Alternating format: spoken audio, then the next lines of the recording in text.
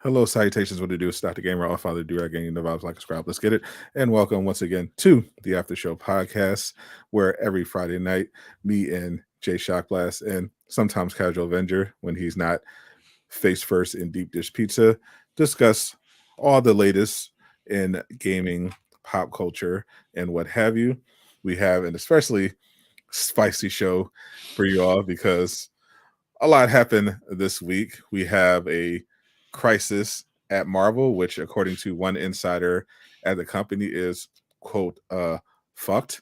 Uh, we got another controversy involving layoffs. Reportedly, we're up to about 6,000 people who've lost their jobs in the gaming industry in 2023 alone, and the latest round hit Bungie in a spectacular fashion. If there's time, we might also talk about the new Call of Duty, something that dropped. I saw everyone hates it. So we also got a brand new trailer. We also got the new trailer for Echo, and we'll react to that as well. Invincible season 2 kicked off yesterday, and we had another new episode of Loki, but no one's watching that. but we're gonna first get into everything that's going on with Marvel and Disney. But first, what's up to the chat? We got Cap Tay, the last Avenger standing, who beat Eastwood this week. Congratulations. Better luck next time, Eastwood. Kumar Rage, appreciate you hanging out. We got TCM Black, Icing Eye Game, Draft. Appreciate all you guys hanging out with us on this Friday. I hope you had a wonderful Halloween. We are streaming live on both YouTube and Twitch, so if you want to give us a follow and a sub on both, we would greatly appreciate that. Share, drop a like, all the good stuff for the YouTube algorithm. It goes a long way. And if you want to get a little extra, little something, exclamation mark join over on the YouTube side of things to become a Backstage Pass member, get you some extra channel perks. But how you doing, Mr. Shockblast? I know you've been beefing on Twitter, but you also got to meet up with one of our previous guests today. Yeah, Stephanie, she was great. She says hello. I thought about what do we call it? Discord calling you. But I wasn't sure if you'd be there or, quick enough to get to it. So I didn't. Sorry. I appreciate the thought. But yeah, she was awesome. Recognized me right away. So that was cool. I mean, you're very recognizable. Yeah, maybe, I guess. I don't know. Yeah. But we had a good talk. And I told her we'd love to have her back on eventually. And absolutely. It was cool. It was cool to meet our first guest and our first celebrity guest. Yeah. I mean, that's what I meant. Because Miller was a celebrity in his own right, but in any event, yeah. I thought you were just about to tear up and cry. No, I've just been like going all day, and that was like me like trying to hide a yawn. I thought you were trying to hide some tears. I thought you got choked up thinking about Miller. I was like, "What, did Miller die? No, is Miller dead? My bad." I was like, "No, the fuck just happened?" Hold on. I did meet lots of really cool people today. Let's pull it up. All right, so I'll pull up my Facebook. That's the easiest way. Share screen. Facebook, the boomers' Twitter. I mean, I've had it for a million years. So there I am with Stephanie. We had her on.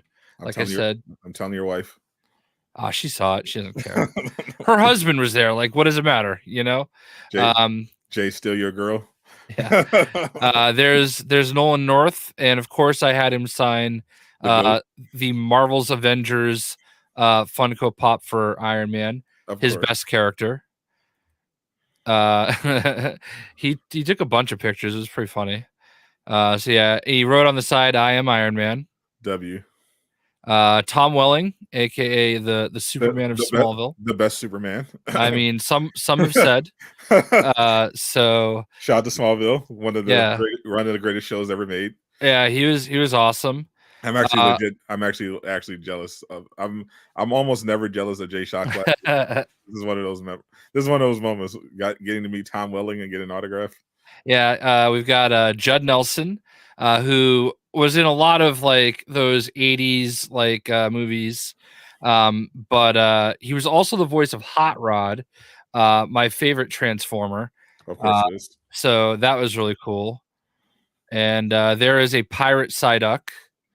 Pirate side. Look at that thing right there. That was like absolutely sick. That is nostalgia right there. And those are all like figurines, right? Oh, life size, yeah. Yeah, life size. Chainsaw Man. So this was actually my brother's friend. And I thought that was really cool, and I thought you guys appreciate it. I'm sure they had to explain who that was to you. No, I knew who it was. I mean, I don't know enough about it, but like, and if you look behind, you can see Walter Jones, the Black Ranger from Power Rangers. Hell yeah. So, and then this guy made this bender from Fortnite. Okay, it took him 1,700 hours to 3D print this. That is impressive. That is impressive. Well, less impressive when you say 3D printed it, but still, yeah, very, very cool what you could do with that technology now. And I was under like all I heard is people saying "yip yip." Yeah, you didn't see Avatar: The Last Airbender? No. What? No. How'd you not see Avatar: The Last Airbender? The same way I haven't seen any other anime. It's not. First of all, it's not anime. It's anime adjacent. It's American cartoon. Secondly, it's fucking Avatar: The Last Airbender. Okay. How have you not seen this? I don't know. And there's my press pass, and there we go. So that's everything. Wow, Jay Shock Blast had to end on the L. Hold on, stop stream. There we go. I mean, I went back. I don't know. It doesn't matter. I'm not winning. Listen, I'm not winning this one, and I understand that. So it'll be the only L I take today, though. The Tom Welling makes up for it. So yeah, we'll give you a pass because we know I didn't take any L's otherwise. All you fucking spider nerds. That comes directly from the CEO of Adidas himself. The CEO of Adidas himself, who couldn't even get his Spider-Man shoes.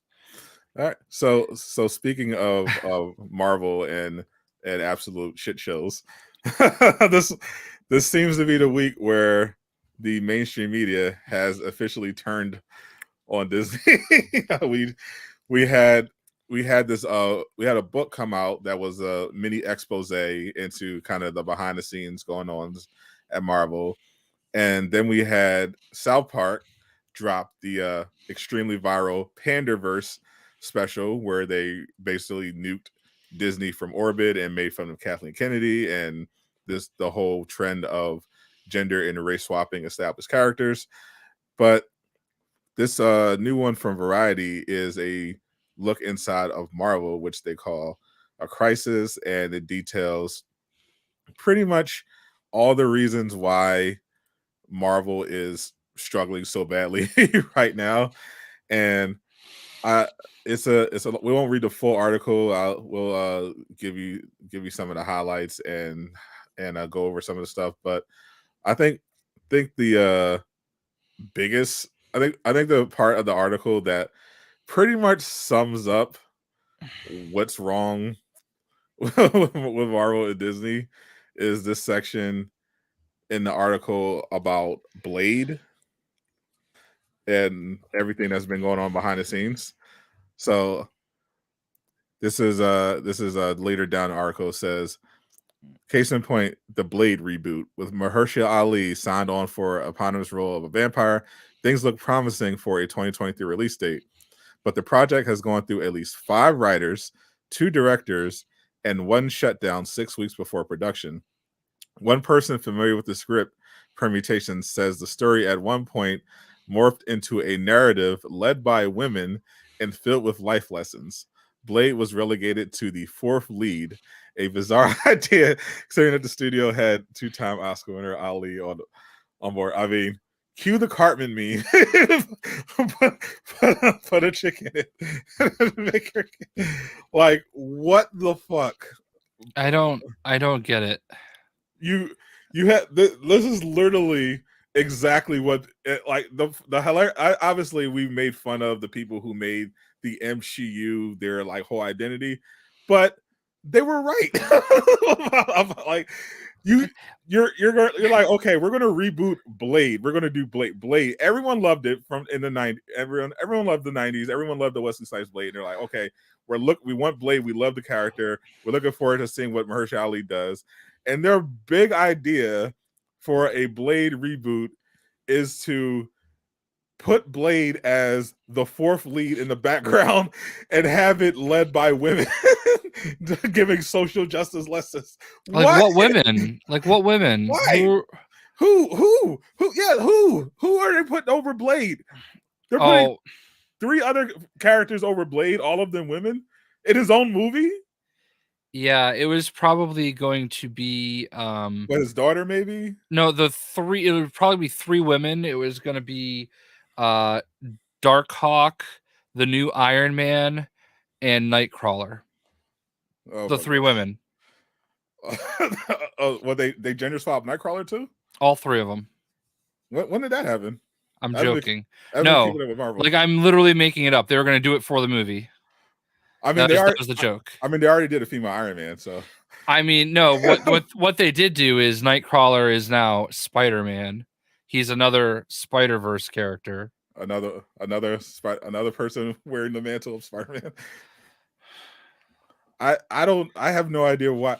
Like, well, I say the good thing here is that at least they're becoming aware that this isn't working and no one wants it because they didn't go through with that horrible idea of a Blade reboot where he's not even the star of his own movie and just 3 women you've never heard of are running the entire thing. But how did we get to this place in the first place? Like they had such a great formula going. They were literally printing money. Everything they put out was just selling billions in revenue, and then it is like I guess they just got arrogant. There was reports of like internal power struggles and kind of a new guard that are more social justice focused took over, and you just kind of just saw the quality just steadily go downhill, and this is like, but and we have another, and it's going to be a while before they kind of get out of this because, I mean, for the last movie they have this year is The Marvels, which, spoiler alert, that's not going to save them. They have a whole section in this article about that disaster. We just got a new trailer for Echo, and we're going to react to that one. But once again, it's another show that no one asked for from a character, mostly no one has ever heard of, and it's just a disaster. Their whole big plan for Phase 5 and going forward was Kang, but because of Jonathan Majors' legal trouble, there actually were reports that they were considering replacing him with Dr. Doom. I mean, it's not. I mean, Dr. Doom is the bad guy of all of Marvel, so. I mean, and he was supposed to be in this saga anyway. Yeah. So that regardless of what happens with Majors, Dr. Doom should have been involved if they're doing Secret Wars. Like, that's wild for him to not be involved in Secret Wars to begin with. But Marvel is panicking. So Jay, I know you've been ranting for a while about the mantles and the swapping. So take your victory lap.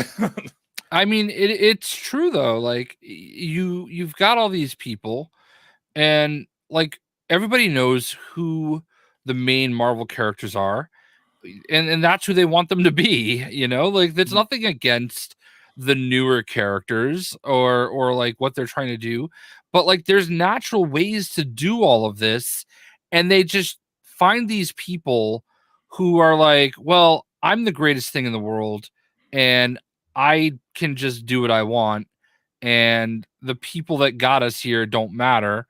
So you know what I mean? Like it's they think that they're the greatest thing, and their ideas are just going to be fine, and they can it's going to be their take on the character, Like, no, the characters are the characters. They've years of great stories that got them here. Not great stories that they didn't read, because they also will often get direct orders not to refer to the source material. Right, which is the dumbest thing.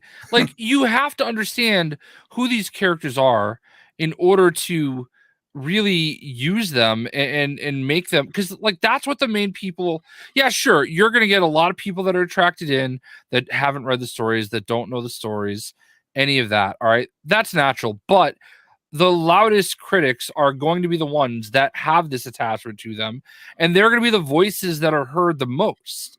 And I just don't understand how they don't understand that. Just go out there and make a great comic book movie. Like, the stories tell themselves. You can still have social justice without having to tie it in to a specific section of it that you want. Like, these characters are naturally a part of that history, so I don't go ahead. Yeah, you're absolutely right, because the there was definitely a balance to be had. Like, when we heard that they were they when they were thinking of, let's do a Black Widow movie originally, and certain higher ups were like, oh well, we can't do that. We can't have a female lead movie, and then DC beat them to it with Wonder Woman. That kind of caused a pretty big shakeup. And it's like, yeah, like you can have female led stories, because there are very popular female characters in comics that people want to see. I mean, the perfect time for a Black Widow movie would have been like in that Avengers era, because ScarJo, one of the biggest movie stars in the world, Avengers, massive hit. Marvel had all this momentum. The timing was just right to have some kind of spinoff. I'm sure it would have gone over really well, but they waited until the worst phase of Marvel. Like, they already killed her off, and so the movie like had no weight to it, and then on top of that, it was awful. But another issue regarding this is that they're reportedly trying to get Robert Downey Jr. and Scarlett Johansson back. This is also Yeah, but reported that was the article, whole point. That was supposed to be the whole point of Secret Invasion, is which like, you knew they were going to try to do, but that's going to be. It just feels like they kind of are just floundering. Like they have kind of have no idea what they're really doing here. Like with Kang, for instance, reportedly the only reason that they decided to make Kang the big bad of these next phases is because they saw people on Twitter liked his portrayal of He Who Remains and Loki, a show that was not very widely viewed, but that was enough for them to be like, "Yep, he's going to be the Thanos." Like, they didn't plan it out. Like, he is him. years in advance, they're like, "That's him." He Who Remains is him. So we're gonna just build all the future phases around him, and that definitely, obviously, a mistake on multiple levels. One, this is the sort of thing you want to plan out in advance. And two, the reason why you want to do that is because that's not how you want to introduce your big bad.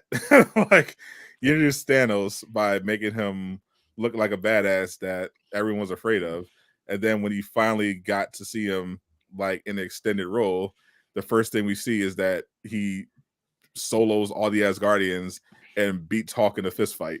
Like, the first time we see Kang, he gets stabbed by Lady Loki. He gets beat up by Ant-Man. Like, After having a Saturday Night Live like cold open monologue. yeah, this is like not how you introduce your big new Thanos level threat. It's just not smart. It's not intimidating. Then on top of that, then the legal stuff happens, and they have to, and that just makes it even more awkward. So yeah, Marvel is in a weird place. Like, there's signs that they're kind of that they are at least aware. No one's major has gotten fired yet except Vittorio Alonso. but my understanding is that she didn't get fired for Performance. her contributions, her abusing the VFX team. She got fired, and it kind of used her as a scapegoat because she called out Marvel at an event while they were, you know, having all those public issues. So they basically like, all right, well, yeah, you're out of there. So that's pretty much why. If she hadn't said anything, she'd still be there. So no one's been held accountable yet, but at the very least, they are making some moves towards the right direction. We saw that they pretty much shut down the whole production of Daredevil and said we're just starting over. Like this is ass. We're not doing this anymore. They did the same thing with Thunderbolts. They hired a new writer, the writer from Beef, which was a very good show. They're at least aware that they might have to replace Majors, but I don't know how that was going to pan out. But going forward with their shows, they're going to be having showrunners and just generally trying to do better. We'll see how that lasts, but we're not going to see the results of that for a while because, I mean, the Marvels is up and I mean, but from what I'm seeing, they're very aware that this is not going to be, shall we say, critically acclaimed. Or I'm hearing that the review embargo is basically the day before it comes out, and that is rare. Yeah, like pretty much almost no one is getting early access to the movie, but the plot has already leaked. I read it, almost forgot about it immediately. that's how bad it was, but it is out there if anyone is curious and wants to save themselves an hour and 20 minutes. you can read the full plot summary, but it's projected that this could be the worst performing Marvel movie ever and one of the worst box office flops in history. Wow, that's I mean, I'm gonna do my part as the CEO, the CEO of Adidas. I'm gonna go sign and get some Adidas kicks out there, as you should, for all of them, and we'll be selling the suits, obviously. But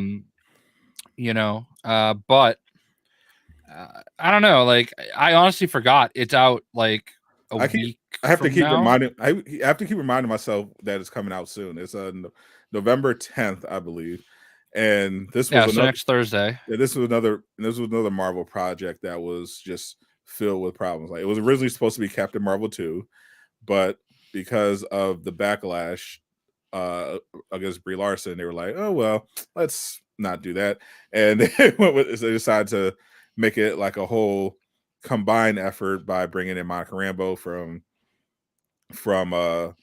WandaVision and Miss Marvel from her show, which again is like you're putting a $300 million movie together, and two of the characters no one knows who they are unless they're comic fans or watched two Disney Plus shows that were very low rated.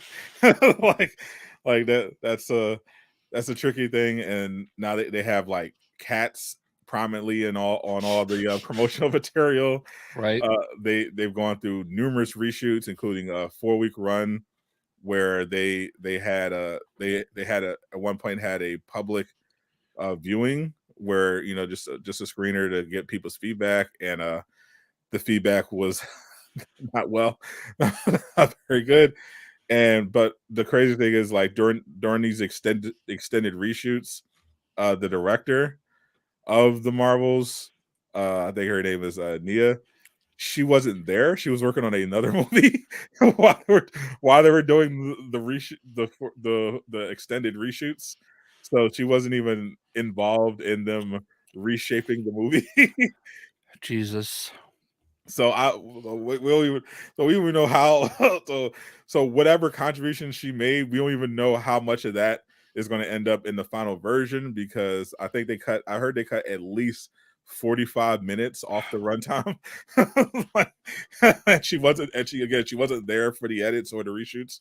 So she was working on another project. They're just like, all right, we got this. So who knows what we're gonna get.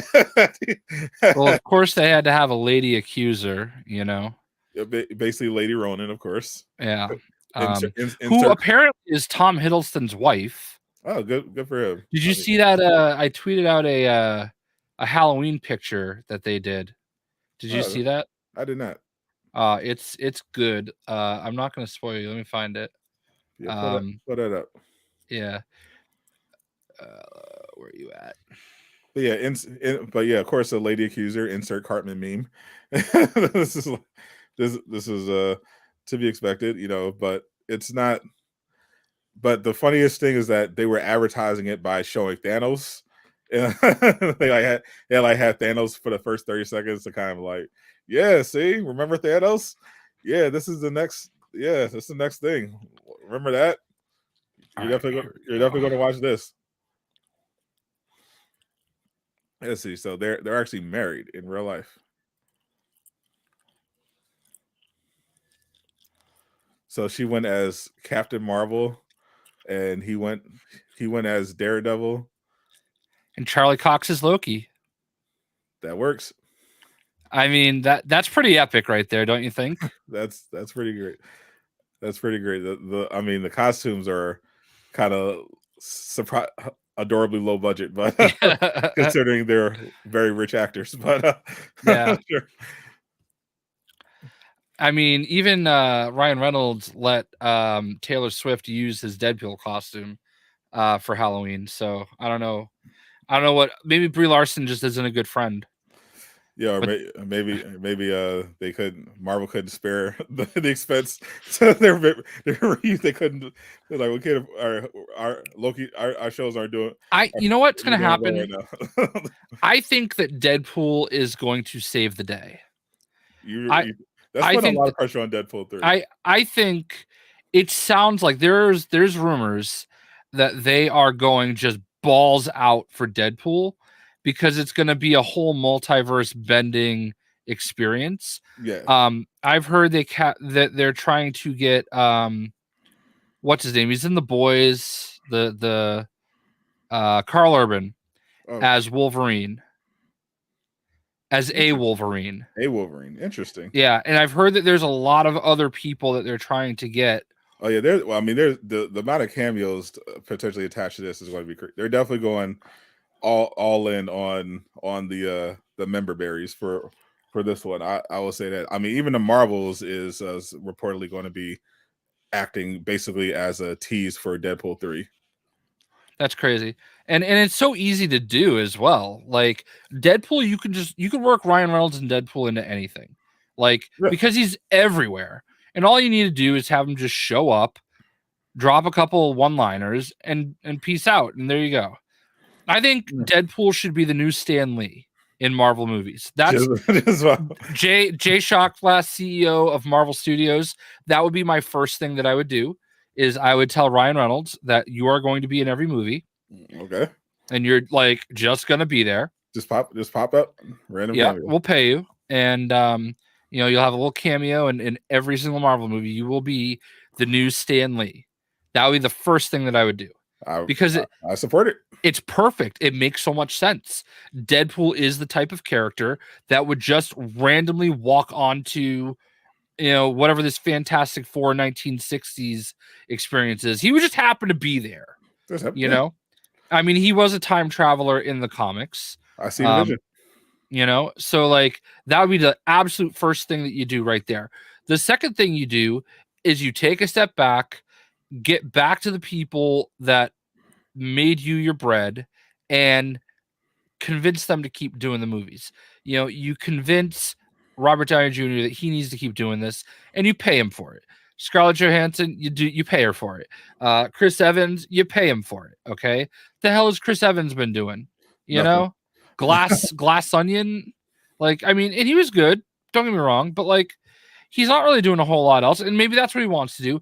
I have heard that it's hard. He says it's like hard to like have to always be in shape for that, and I get that, but like Trust me, I get that. But like, you get these people, these are the characters that everybody loves, and you stick to them, and you stick to them because of who they are, and that's why people like them. All right. And then you just keep pumping out good stories for those characters. Well, that's the key. Well, that's the key there, Jay.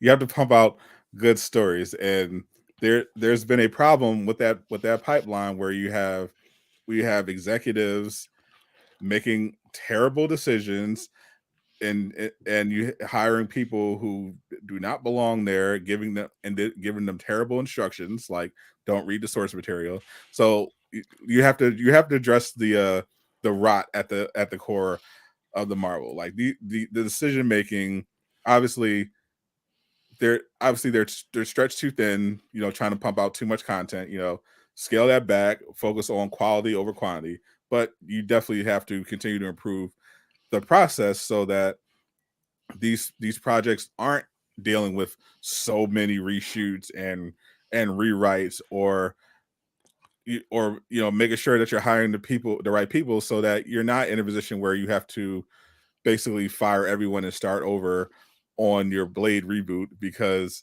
someone's bright idea was to make Blade the fourth lead and have three women lead the whole movie. Listen, I was in okay shape in high school. So like, I played hockey in high school. Like, so, I played basketball in college. I haven't been in shape since the start of the pandemic. Yeah. Well, I mean, anyway, we know who we are. It is what it is. But I mean, at the end of the day, like, there's all these amazing and great characters that have amazing and great backstories that you don't need. Like, you need people to stop thinking about, oh, it's about me. I'm the director. I'm the writer. And I'm going to do what I want. No, you need people to understand this is what we're here for. They should be hiring Marvel writers to write Marvel screenplays. I know they can do it. That's a radical idea, Jay. I know, it's insane. How dare I suggest such a thing? Speaking of great Marvel writers and great Marvel characters, we got a new trailer for Echo. I haven't gotten a chance to watch it yet, but I saw Miller gave it rave reviews. Really? Before going on to a very long tangent about Palestine and Israel and Disney having to do something about it. So let's check this out. I saw it earlier. Maya. It's not hard to see why I see everything people enjoy this trailer. Hey, I remember him. Always have. That's Kingpin. Remember him? Remember Kingpin? Remember Daredevil? Oh, we'll see Daredevil.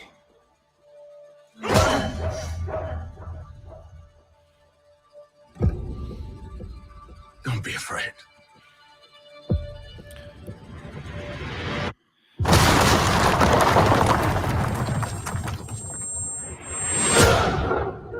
This January. Dude, what subtitles do you have on? Like Hindu? I don't know. It's just default. You have so much pain in you. You. So much rage. Oh. That you can't contain it. Oh, I think this is intentional. Yeah. It's these First Nations. Yeah.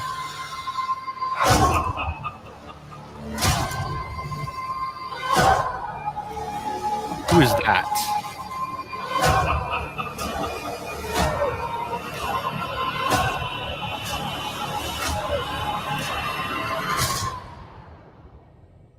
Ready for it? You and I Ready for it? are the same. So, who's the monster? Wait, did we already miss it? Did we miss the Daredevil scene? I thought I saw a glimpse of Matt flying backwards. Yeah, okay, I missed it then. Yeah, that was it. Yeah, So I saw he's got the eye patch from when he got shot in the eye at the end of Hawkeye. So obviously, the reason why everybody's raving about it is because it's 93% Kingpin. Yeah. It's Echo. I'm wondering if the trailer is 93% Kingpin. Yeah. I'm wondering if they show this big jacked Native American gentleman walking out of we'll call it a room. I'm not going to call it anything else and assume. I'm wondering who that's going to be. Like, I hope that's someone and not just some random, I wouldn't give him my hopes up, Jay. Oh. So I think like Thunderbird or Warpath.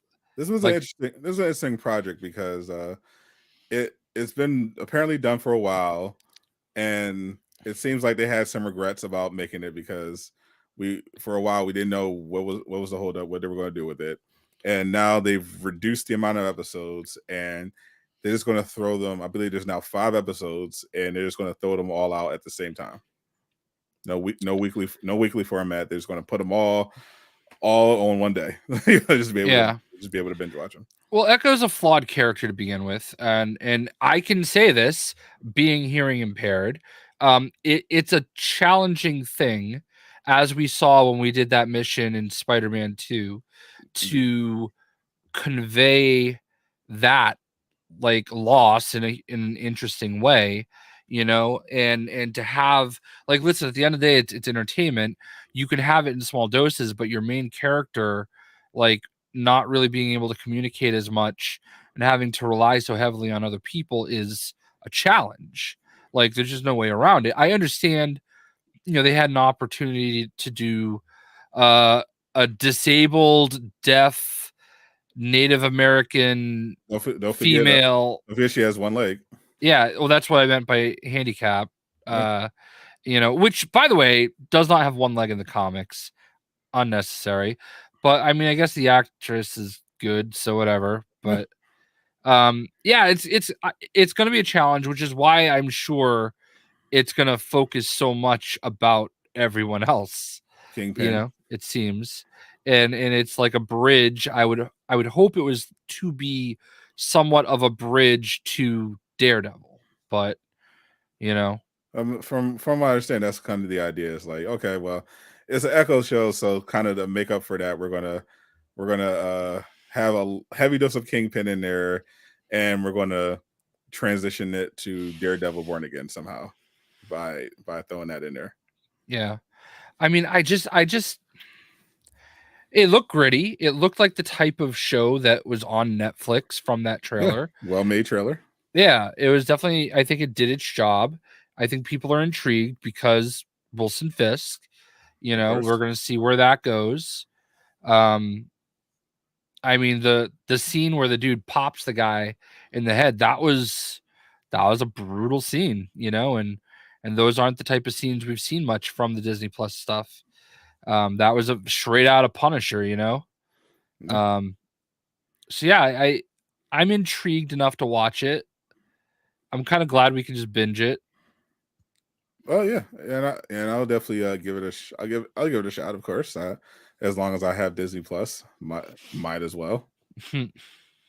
But so that's just pretty much the situation with Marvel. It's interesting now that shitting on Marvel is Disney's becoming mainstream now, thanks to no small part to South Park. But at the very least, I hope this is like serves as a kind of a wake up call and they continue to make these changes and improve, because at the end of the day, we love Marvel, we love the superhero stuff, and we just want to go back to when they were making good content that people wanted to see, just get back to the basics.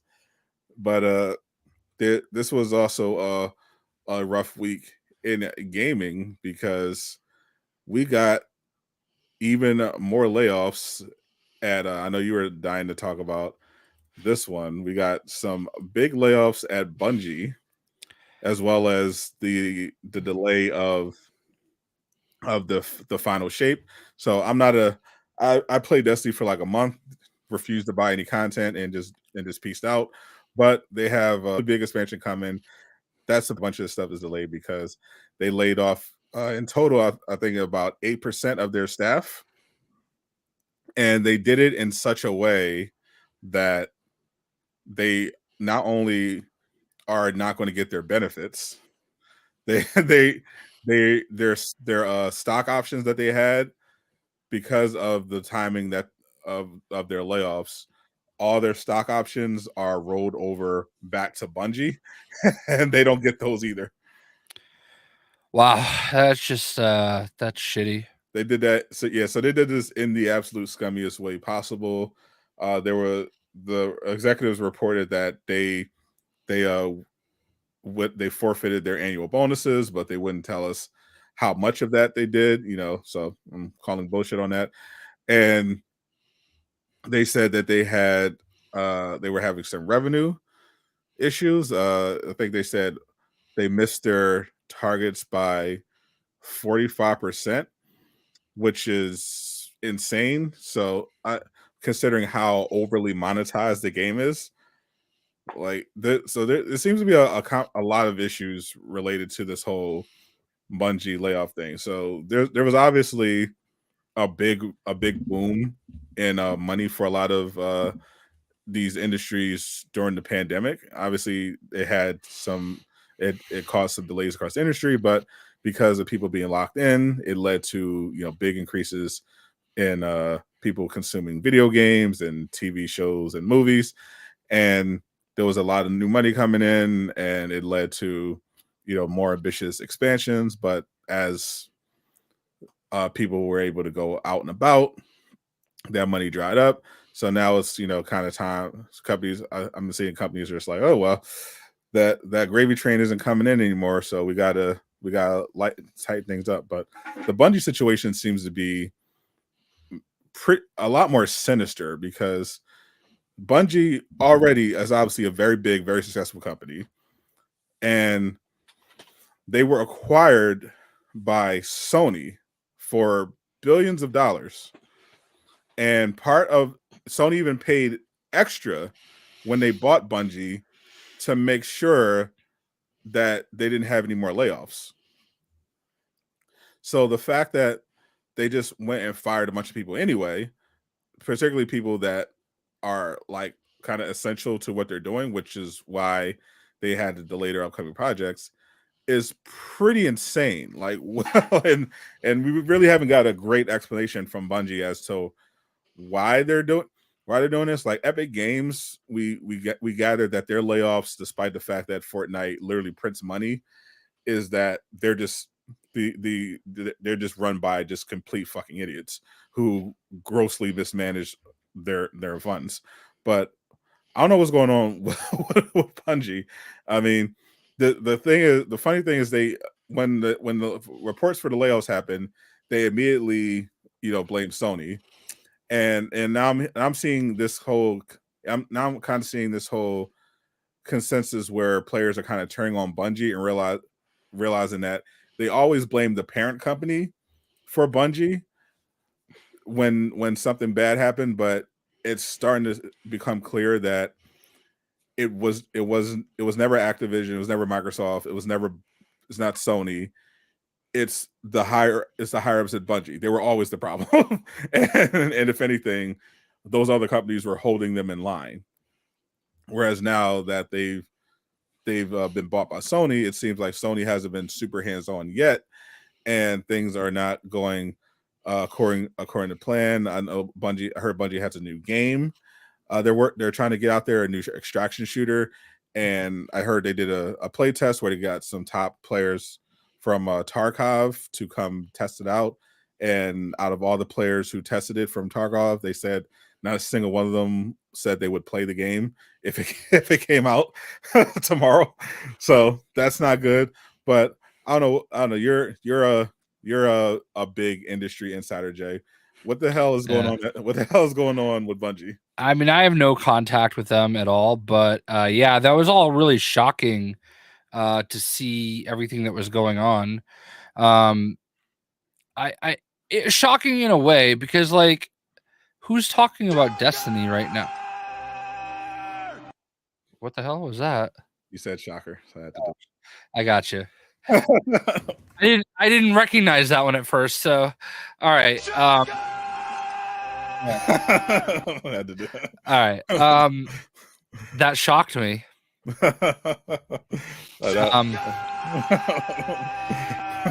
But like, who's talking about Destiny right now? You know, like I don't see a whole lot of people on my, in my Twitter feed playing it, and like I don't log on to. I mean, you got High Ruler, and that's probably it, right?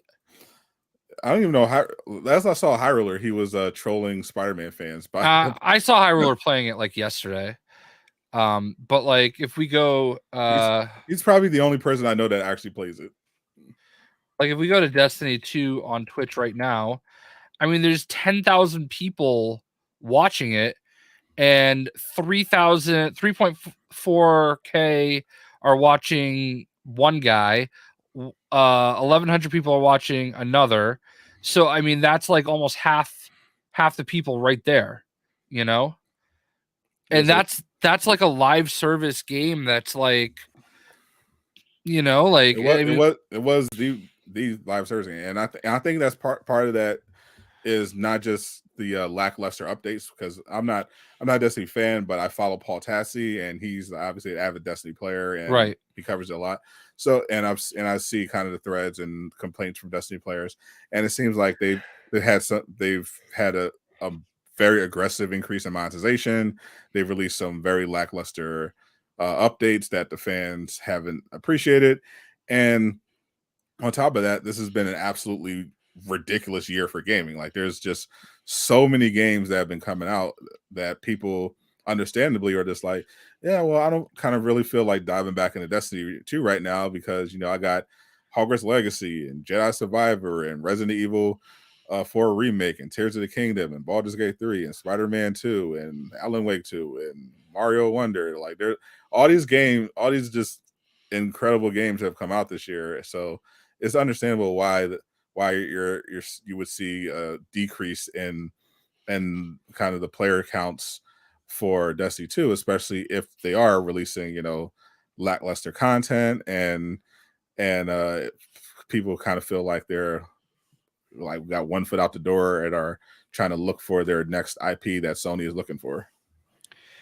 Yeah, and it stinks. I think what they really need is a Destiny 3, They need something to revitalize and refresh the whole universe, But like, I feel like there is a reason why you see games go through these cycles. There's a reason why we got Spider-Man, and then there was like a year or two, and then we got, Miles, and then there was a year or two, and then we got, this game, Like even the biggest of Spider-Man fans right now are saying, well, I don't have anything to do. Well, because it's not a live service game, you know. But when it comes to live service games, that's another thing. Like Call of Duty, that's been another thing in news. Call of Duty, this is the first. They just got their first release since being acquired.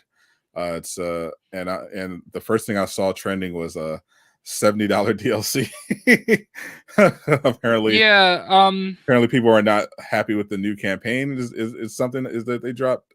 So I played a little bit of the campaign on stream yesterday, and it was not what I remember. It's not what I expected. They're basically like these open worlds, and there is like getting to certain points triggers cutscenes and stuff like that. It was interesting. It was a different way to do it. It also messed with like my brain, because like there's guns you have to find. Like, so like I get into this map and it's like on a shipyard basically, where there's stack containers everywhere, and I need to tag these missiles. And we got ambushed, and the lady that was driving us died, and all I have is a knife. I'm starting out with just a knife. Which is a cool concept, except like they're like, all right, go stealth. You've got them in your ear constantly, like, oh, you got to hurry, you got to do this. But then there's also this thing on the screen that's like, you found 0 of 29 guns. So it's in my head, being the way that I play video games, Right. I'm like, well, shit. Now I got to look through all these containers and find all the collectibles. What do I get if I find all 29? Like what, like, you know what I mean? Like, that's how I think. Did you find out? No, I only got to like, I only got to like, I think 7. And then I accidentally triggered the end of the level. So like, theoretically, I think if you speed run this, you could probably get through it like really fast. Like, there aren't a lot of levels, and you just basically go from point A to B to C to D and you're done. Like, you could probably finish each level in like 15 minutes. I don't know. It's not bad. I mean, I think it's well made. It looks good. I haven't really played a Call of Duty campaign in a while. So it was a little jarring to just get dumped off in what felt like, you know, could have been like a PvE mission, you know, like, well, I guess that's what it is, but like, you could see that yourself getting dropped off in this, in like one of their DMZ modes, right? That's what it felt like. The DMZ basically is PvEVP, so there are other players in there. You might not encounter them, and they can affect you, but like, mostly you're going up against enemies, and they're, I don't know. It was weird. Yeah, I've of course never played a single second of any Call of Duty game ever, which I am glad to say that trend will continue. But it just shows live service games are extremely tough. You know, Fortnite has been still going on strong. Just all they've been doing really just upgrading the engine from 4 to 5 and up. But you know, we're seeing the cracks start to show in Call of Duty. You're seeing the cracks start to show more so with Destiny. You know, with Bungie doing the layoffs and their next attempt, the extraction shooter, not getting really well received. I'm not remotely interested in that, by the way. Yeah, not either. Even what they showed looked like weird. Yeah, if the extraction shooter is what they showed at the PlayStation Showcase, yeah, no, thank you. I'm not. And what happens then? What happens if that flops? Yeah, what happens if they? Yeah, would they even release it? If like, I'm thinking, because I'm also hearing that Sony is like going away from the whole. Now that Ryan stepped down, they're reversing course on the whole live service initiative that they were doing. So I'm not sure even what they would do there. If they're convinced that one's going to flop, do they cancel it and have them pivot to something else? Kind of like how Naughty Dog was all set to do the Last of Us factions, and then that just got shut down and moved on to something else. Yeah, you know, it's just weird though. Like, you would figure, I don't know, like the layoff is definitely concerning, and like, yeah, 8% of their staff when you just got acquired for billions of dollars. And when that was like the fear that was going to happen, that Sony was going to start letting people go and plug in their own people, but it wasn't that actually was happening. Yeah, just literally Bungie just letting their own people go. Yeah, I don't get it. I don't know, because like, I mean, I don't really know anything about it. Like, I don't have any like contacts there or anything, but like, yeah, it's an odd one. But they're, from what I understand, a massive staff to begin with, so maybe there was just some bloat there. There's only so much you can really do with Destiny at this point. Yeah, you know. Yeah, well, yeah, because the interesting thing is that they reportedly fired the composer, you know, legendary composer who did the Halo and the Destiny games. They fired pretty much all their community managers when they have active live service games, and they fired frontline devs that were working on the upcoming expansions and the reboot, which is why, you know, Final Shape and everything is delayed. So it didn't sound like it was just an issue with just bloat. It was just it's the kind of layoffs that you expect from a company who's like hemorrhaging money, but it's just like, it's weird because Bungie, you just got billions of dollars from Sony. You don't need to fire anyone yet. Well, somebody got billions of dollars. I mean, Somebody did. I mean, the CEOs claim that they didn't get their bonuses this time, but I'm calling. I want to see some hard evidence and some actual numbers on that one. yeah. It's a tough industry, like, and gamers are just so fickle. Yeah.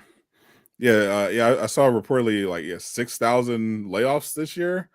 Yeah, across the gaming industry, which is and God forbid you because I very smartly muted a tweet that I made today, because like people are just fucking stupid. yes. All right, I made a point that like good for Insomniac, like working out a marketing deal with Adidas to sell products for their game. Okay, it turns out that as part of this marketing deal, Adidas made a shirt, some pants, and some shoes for Miles Morales that turned into his evolved suit. Okay, Right. now there's nobody knows the details behind this. They just know that Adidas is essentially selling the suit. Okay. Yes. That doesn't mean that they necessarily designed it. It very well could be that Insomniac came to them and said, "We're making this suit for Miles. What can we do?" Yeah. All right. Like, that's probably what happened. Like, this was probably going to happen either way. Yeah. I'm speculating, but like, Adidas is one of the biggest brands in the world. Why wouldn't you want to do that? And before the game came out, they announced the products when they were going on sale. Mhm. People seemed to be pretty stoked about it, and then they sold out. Okay.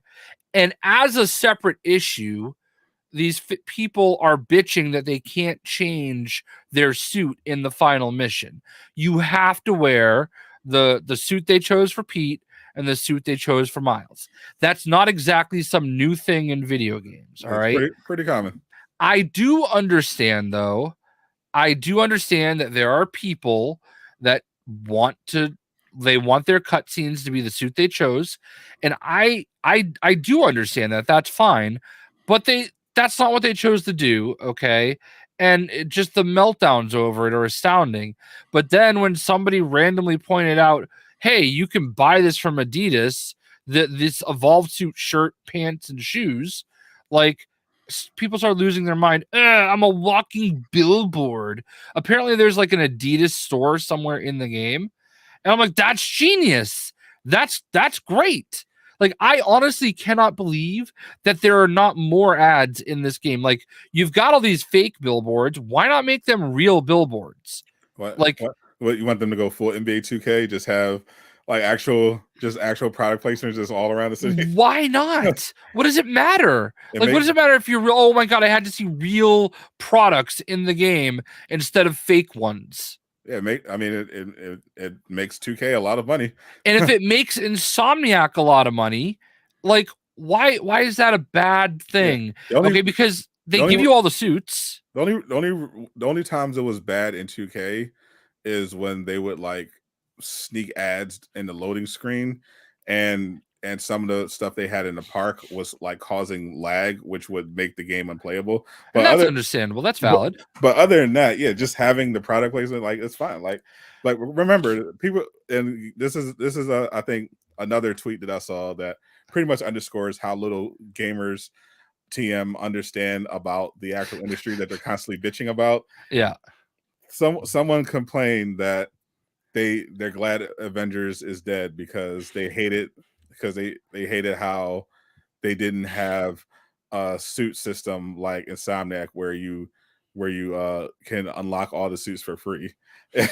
I'm like they're already selling characters in DLC for free, so you wanted them to also just have all the costumes be free as well. Well, they paid their $60 for the game, Sadat.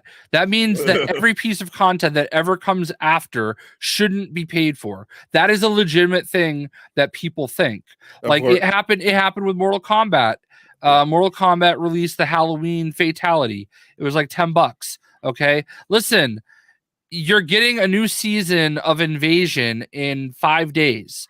And it's free. It's a free add-on. There's going to be a new store that comes with it with all new stuff for each of the characters. Each character had an average of about 5 items. Some of them had as many as 9 or 10. All right. All items that you can unlock for free. All right.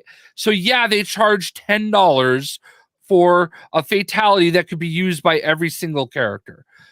Big deal. But there are people that think that that should be free too. Like, how dare you? I spent $110 for the deluxe edition of this game. Well, yeah, that gives you all the DLC. That gives you all the new characters and new stuff. Yes, you did pay for that. Okay, that shouldn't be free. They're still developing it. Like, I literally watch them still working on stuff. Yeah, that's what they don't seem to understand. Like, this costs money. Like you could tell the people who are just broke and who never owned it, who don't have jobs or who never ran a business. They think, oh well, why isn't it free? I want the thing. They have no concept that things cost money and you have to be able to pay for it in order to make it. Like, obviously, if you may, it doesn't matter if you like the Adidas suit or not. It's the fact that Insomniac had an opportunity to do a deal with a major brand, which means money. The more money that you can get, that you can guarantee onto this project, the more likely you'll be able to make more money. Because remember, these big Sony exclusive games, these big AAA games, cost hundreds of millions of dollars to make. Like Spider-Man 2, bare minimum probably costs them $200 million to develop. So they need to be able to make sure that they're making that money back and then some. Right. So they that keep going. Not only that they can keep the lights on in Insomniac, but so they can put that towards the next rounds of development. You know, the first Spider-Man game, I believe, cost $100 million. Right. So here's the thing. In that tweet, I had a response to my original tweet that I tweeted all at the same time, and it basically said there have been like 6,000 people that have been laid off this year, and Insomniac found a way to make some extra money, all right, by working a deal with Adidas. So great. And there are actually people responding to it that they're like, oh, that money's just gonna go to the CEO. And what was one of them? Haha, you think that's gonna save those people? No, those people are already laid off. It's not about those people. It's an example of what can happen and how quickly it can happen in the industry. You stupid fuck. Yeah. Like I'm so glad I muted it, because like even my tweet, like that I said, oh, I'm so glad I muted this. People are like, yeah, you got tired of people cooking you. Who was cooking me? You didn't even have basic reading comprehension. I don't care if you like the suit or not. I don't even think it's like a great suit. That's not the point I'm making. You're crying because they worked a deal with Adidas. Big deal. My tweet was not about you being forced to wear it, and my tweet was not about the suit being good. Right? Like, oh, I did say you're not like, you just don't wear it. Obviously, you have to wear it in the last mission. Never wear it again. Like, yeah. That's obviously what I meant. Okay. I still put it on sometimes to own the haters. I don't think it's that bad of a suit. Like, it's not what I would choose, but like, I wish you could throw the hood up. Yeah, that's the main thing. That's my main complaint about the suit. I want the hood to be up, and I would like the color scheme to be different too. But I love the Velocity suit, and it looks like the Velocity suit. I really want the hood up. Like that I think that would make it look even better. Yeah, but like, all right, it's a Miles original. Well, this is gonna be the suit he wears going forward. You don't know that. Yeah, he made a new suit. It's the Miles original, but that doesn't mean he can't go back to his other suit. Or they could design a new suit for a new game, which they've done in every fucking game so far. Yes. Yeah, it blows my mind how much these people just can't get out of their own way. And like, God forbid you call them on it. Like, their minds like melt into mush. Peter went through multiple suits in his first game. He had his more classic one. Then he went to the iconic Insomniac one. he unlocked more along the way, like the Ox suit. In Miles' own game, he had his homemade suit, the one Peter gave him, and then his new iconic suit. And then it was like, okay, well, for the new game, we're gonna do a little upgrade to the advanced and Miles' suit. And then we're going to throw in some all new suits at the end. And they're probably going to do the same thing if they do another spinoff game and a Spider-Man 3. They're going to get new suits. And oh my God, did you know that they're just doing it to sell stuff? They're doing it to sell products. Oh, you mean like that Venom that Sideshow's or Hot Toys is putting out that everybody loves? Oh, you mean that? Oh, you mean all those Marvel Legends action figures? Oh, you mean like all the other Spider-Man like shirts and hoodies? Like somebody, and I didn't realize that they wanted me to read the caption at the time, but like somebody tweeted and I know you saw it, the like shield suit, and I'm like, yeah, of course they're not gonna like merchandise that with Adidas. Who would want to buy that? Like, but they were trying to get me to read what it said underneath, where like, oh, we're not there's no merchandising Spider-Man. I'm like, oh my God, the people that merchandised this are the ones that wrote that. Okay. Spider-Man is literally the most merchandise guy. Exactly. You can find him on lunchboxes. You can find him on Ziploc baggies. You can find him on like Oreo cookies. There's a Spider-Man thing for everything.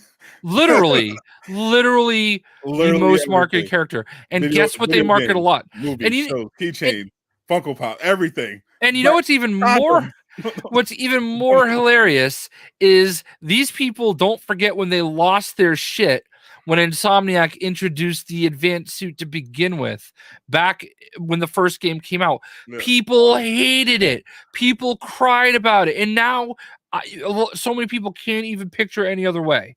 Like, listen, you had to wear Peter's suit too. The excuse, but that was a good suit. Or we don't like that either. Like, okay, well, tough. Okay, yeah, cool. They took some choice for 30 minutes of the game. They took some choice out of your hands and made you wear these two suits specifically. Deal with it.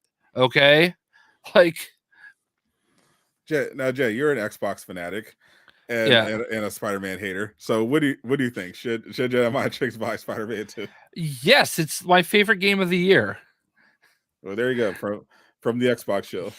With my, you know what's funny is so many of these people are like bitching about the Adidas deal, and they've got this controller and they've got those side plates. Yep. You know what I mean? It's hilarious. Like, oh, did you run out and get your side plates? Yeah. Did you get your 19 inches of Venom? And I have these Warby Parkers. Oh my God, can you believe it? Can you believe it? Are those glasses in the game though? I don't think I saw them. Man, a missed opportunity. Yeah, I honestly want them to rename that suit the Adidas suit, and I would love it if in the next patch, they force you to only wear that suit for Miles. You can't like. I want them to accidentally make it that like oops, you're stuck wearing that suit until another update. So speaking of accidents, have you tried any of these cool seen any of these new exploits in Spider-Man 2? Say that again. There's been a bunch of exploits, some glitches people have found, and some secrets. I've been doing coverage of it, but it's been pretty interesting. Didn't they patch one of them already? So they patched the Matt Murdock Easter egg, where if you go to the law offices, there's an eviction notice on the door and the placards are gone. They quietly changed that so that the eviction notice is gone and the plaque is there now with the name on there. They didn't put that in the patch notes though. They didn't do anything about the secret room that people found. So there's a couple of secret locations, but there's one that people seem to think is a tease for the hand. It's there's a spot where the if you remember in the during the game when you did a photo op with the spider bros on the roof. Mm-hmm. Well, below them there's a bookstore. Oh yeah, I And, saw that one where it's yeah. the hand. Yeah, look. I also saw the like change of time of day through the Mystorium. Yeah, you can change the time of day now with the. I heard that got patched. It didn't. I've been doing it. Oh, okay. Yep, you can still change the time of day through the Mysteriums. You can do like a morning glow, sunset, midnight, and rain overcast. Still works. I was doing it earlier today, but there's a really fun one.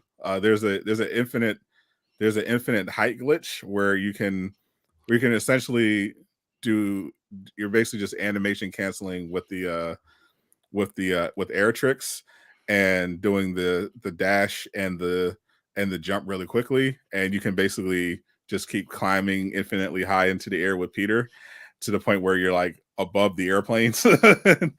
And it also works as an XP farm if you unlock that. If you're doing a replay, you can basically do that to max out your level. But the cool thing that I discovered is that if you get high enough during this glitch, you can actually bypass the limitations on the undiscovered areas of the map, because usually if you go there, they send you a message saying you're leaving the play area and they force you to go back. But if you go high enough, you can actually fly over and just explore all these locations on the map that were undiscovered and are blacked out. So I was kind of seeing how far I can go in this one location. So I'm flying over the buildings, and they're clearly not finished. Like some of them are like literally like flat polygons, so nothing behind them. But I'm flying across them, and I eventually go to the point where I leave New York entirely, and I'm just over the ocean. Which is pretty fun. There's a couple explorable locations like beyond there that looks like they're setting up for real life New York locations that we might see in DLC or future games. It's pretty cool, but people are convinced they're going to be doing something with Daredevil. What do you think? It would be nice. I would love it if we had like a little mission, like a DLC chain with, kind of like what we did with, Yuri, that quest line. We got a few missions with Daredevil as a kind of partner. That would definitely be dope. Like, because like it's New York City, there's like more heroes per capita in New York City, yet they all seem to disappear whenever the actual catastrophes come. Yeah, so I can understand the Avengers not being there, even though Web of Shadows did like rope them in, but and Insomniac just is like, oh well, they're just not here. But it was weird that there was no mention of at least like Daredevil too, because they do reference Daredevil in the game, like at the end of the Sandman mission chain when you collect his memories.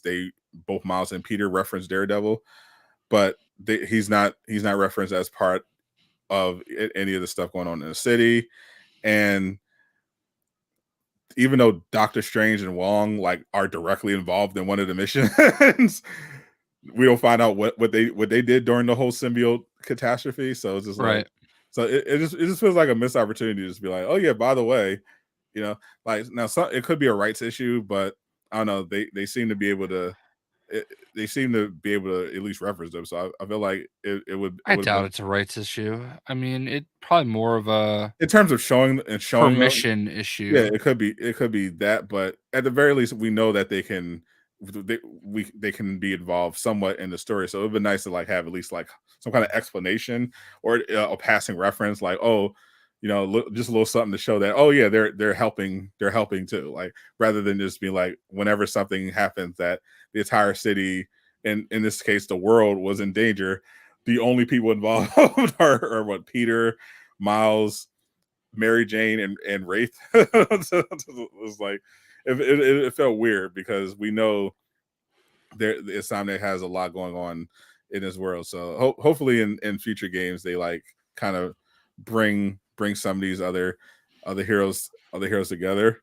But maybe for the spinoff for Spider-Man 3, but which apparently people are mad that I'm talking about, because I get a new comment every day from some angry fan who apparently watched my video breaking down the future of Spider-Man 2 and potential DLC, and were mad that me talking about the future of the game and potential DLC that was teased requires me to give spoilers about the story of Spider-Man 2. It's like, well, if you didn't play the game and you don't want spoilers, why would you watch the video? It's not their fault, Sadat. You need to have more self-control over them. And keep in mind, Jay, it's November 3rd. People have been playing this since October 19th. How long do they think people are supposed to not talk about the game? Forever. Like I've honestly had people complain about spoilers like 6 months after a game came out. Like, bros, I mean, at a certain point, you're on YouTube, like people post videos every day. And I mean, the name of the game is to have interesting thumbnails, interesting titles, interesting things to get people to click on that video. Yeah. Like, what do you think we're going to do? We're going to do stuff that's in the video that literally happens and put it there. And that's the thing. I didn't even have a major thumbnail. I didn't have a major spoiler in the thumbnail. It was in, you would have to watch the video, and I even set it up. I was like, yeah, the deal. I was basically like, yeah, based on the ending of the game and the ending of this quest line involving Yuri, I think this is how the DLC is going to shape up. And then I continued on and started getting to it one by one. But someone heard that and it was like, yeah, they're fine. No spoilers coming. They kept listening. And then when they heard the spoiler, they were like, what? You spoiled the game. How dare you spoil the game? Like, bro, what? I'm not. Yeah, I understand everyone wasn't able to get the game within the first 2 weeks. Apparently, that's fine, but have some kind of responsibility. Have some kind of personal responsibility. Like when the leaks started coming out before the game came out, everyone who didn't want to be spoiled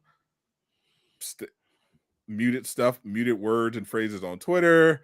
They avoided YouTube with certain YouTube videos.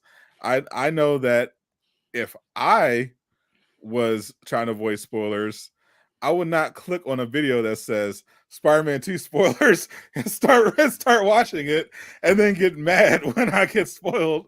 Because it's like, yeah, I'm like, I don't think I even watched anyone's Spider-Man videos before it came out, unless it was like someone who I knew wasn't going to do a major spoiler like Caboose, because I know he wasn't going to cover any of the leaks. So I'm like the game's out now. We're in week 3. Like at a certain point, if you know you're not going to be able to play the game, either accept the spoilers or just wait and just avoid the videos. Like it's not that complicated. Somebody got so mad and was just being so toxic that and this wasn't even a big spoiler. Like the only spoiler I had, I think at the time in the video they commented on was the first boss fight. And I'm like, and they were being so toxic that I just ended up spoiling the rest of the game for them in the next comment. I had to fight. Because I don't blame you. Because at that point, I don't care. Yeah. You're just being toxic for no reason. Like, have some responsibility. We can't wait forever because you couldn't get the game at launch. Like it's not fair to everyone else who want to talk about the game and creators who need to make content that you couldn't get the game on time. Like, just avoid the videos until you can. Like, it's not that deep. Next person who complains about spoilers, I'm just dropping the whole shit in the next comment. In the next comment. That. Like, I don't even care. So, Jay, did you watch the new episode of Invincible? No. Prepared as always. I mean, I should have expected it, but I was busy doing other things. I know you watched Loki though. No, no, I think I'm 2 episodes behind still. Well, you're not alone. A lot of people did not watch. I've been watching Loki, unfortunately. So we can't do our Loki and Invincible reviews because those involve spoilers for people like Jay who did not watch them. Though I don't think Jay particularly cares about Loki. But no, I kind of do. Like I want to watch it. I don't know. There's been a lot of things going on, and today was a busy day, and like there's still people crying on Twitter. It's kind of hilarious. Oh, I mean, people are always going to be crying on Twitter. Yeah. But I will say in my non-spoiler review of Invincible, it was a very strong first episode. I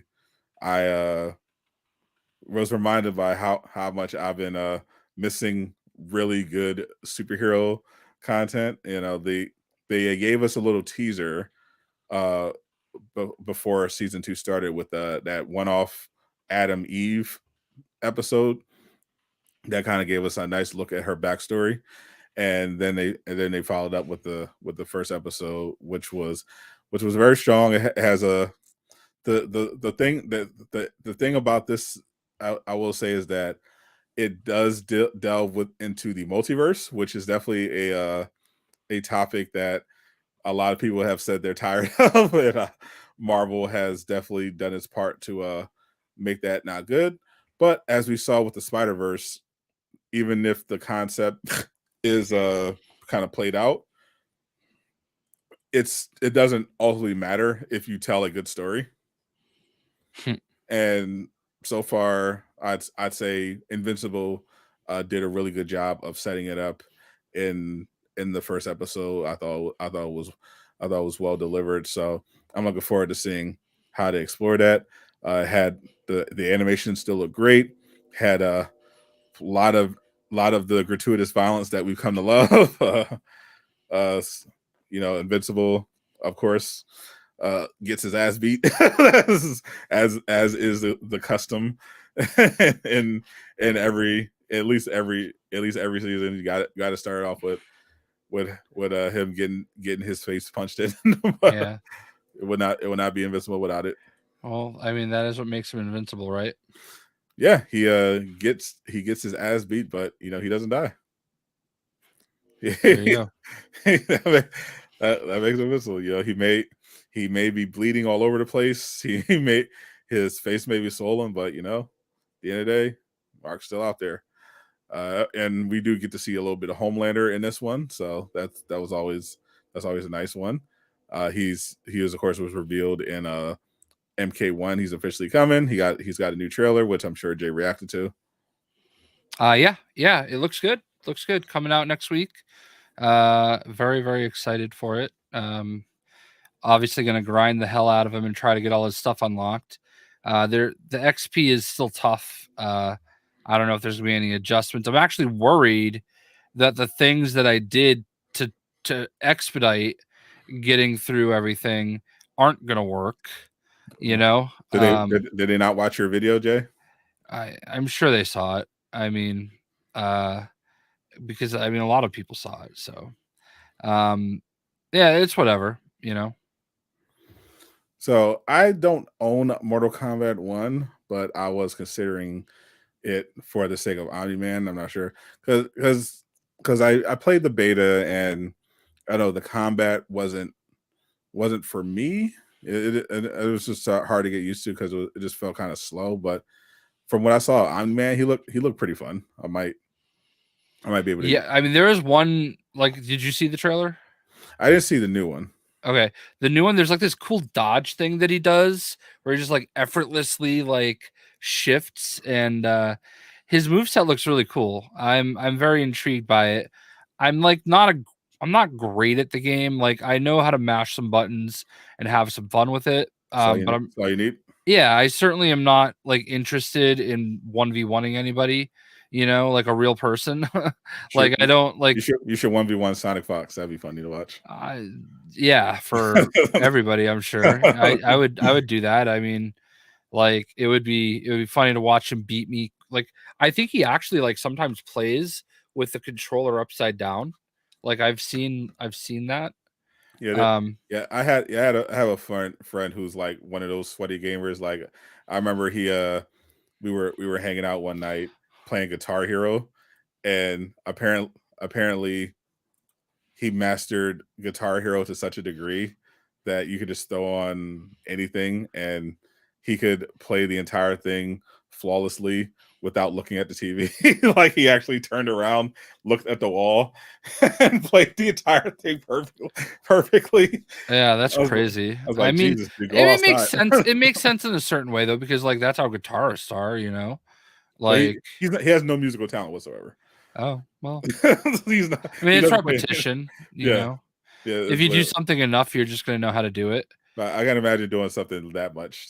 Yeah, like even like in the one match that I have picked that I try my level up stuff with on Mortal Kombat 1, like, I've muscle memoried it enough to know that the first enemy is going to do this or this, and what to do in that case, and then the second enemy is going to do this or this automatically. It's going to be like one of three things that it does every time, and just knowing how to like be ready for it, Jay, already a master of the combat.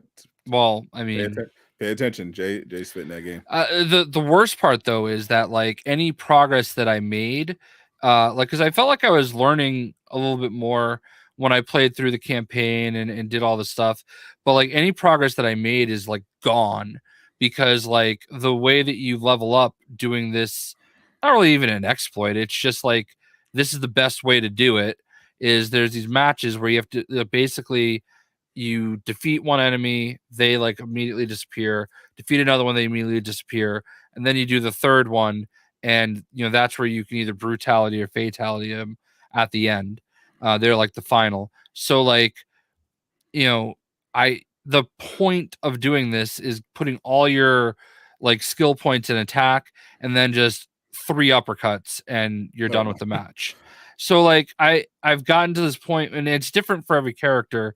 So like there's some of them where it takes 2 uppercuts for one of them, and then like like right now I'm working on Shang Tsung, and the first enemy that you fight is Astra, and he has to uppercut her twice. The second one is Baraka, and he has to uppercut him twice. And then the third one is Sindel, and he can brutality her like on 1 uppercut. So, but when I'm doing it with Scorpion, I can do 3 straight uppercuts and it's over. Ooh.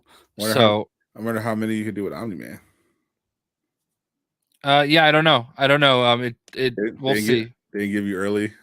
No, it doesn't work that way usually.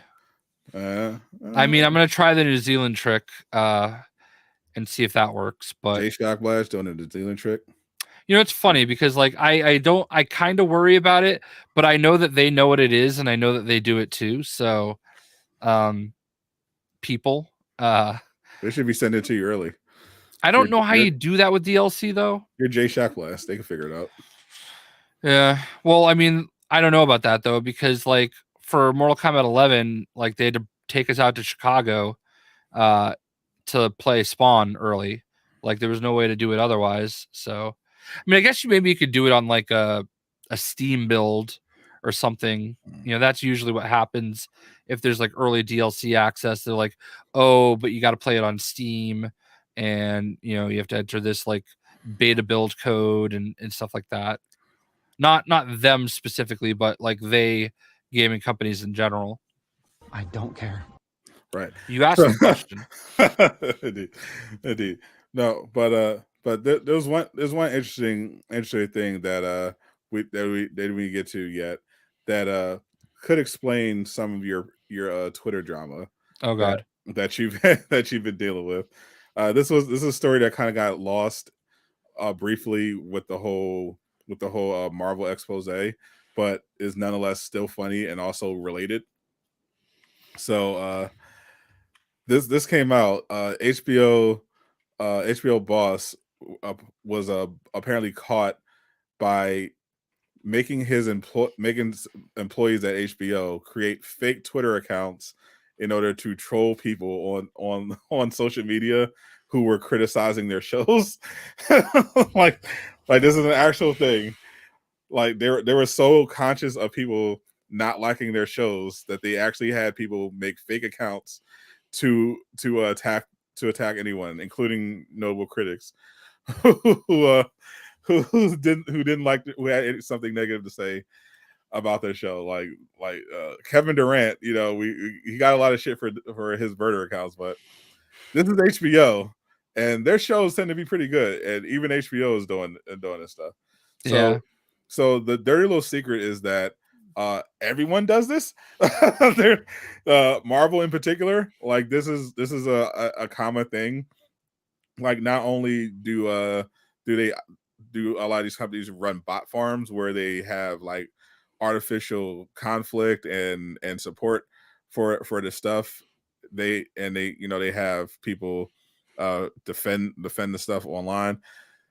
They will launder stories to media outlets that are friendly to them in order to attack people or plant stories to benefit. Like this is nothing new, but it is funny that HBO got caught doing it and had to come out and apologize. It's just so ridiculous. I disagree. It is definitely not what is causing any of my issues. Really stupid people are the reason. I feel like there's at least a few bots that are on your. Oh yeah, for sure. Yeah, I don't disagree that there's definitely like some weird bot situations, or there's definitely a lot of people on burners, and that's my favorite, when you're on a burner and I know it. Okay. Yeah. Like, way too much about me to be this weird 13 follower following 100 people, account. Like, way too much about me to you didn't just randomly stumble upon this thread. Yeah.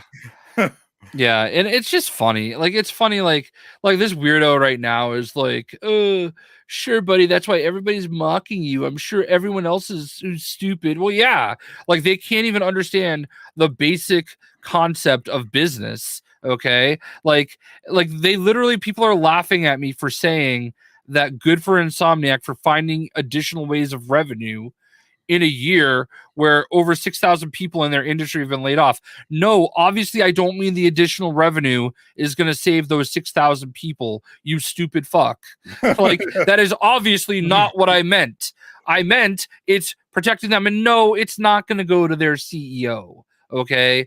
Like, it's just hilarious, the things that they tell themselves, and they like pat themselves on the back. Oh, I'm right. Oh, we got him, guys. We got him because he's the shill. And it's the duality of Jay Shockblast is, today I was called a Sony pony.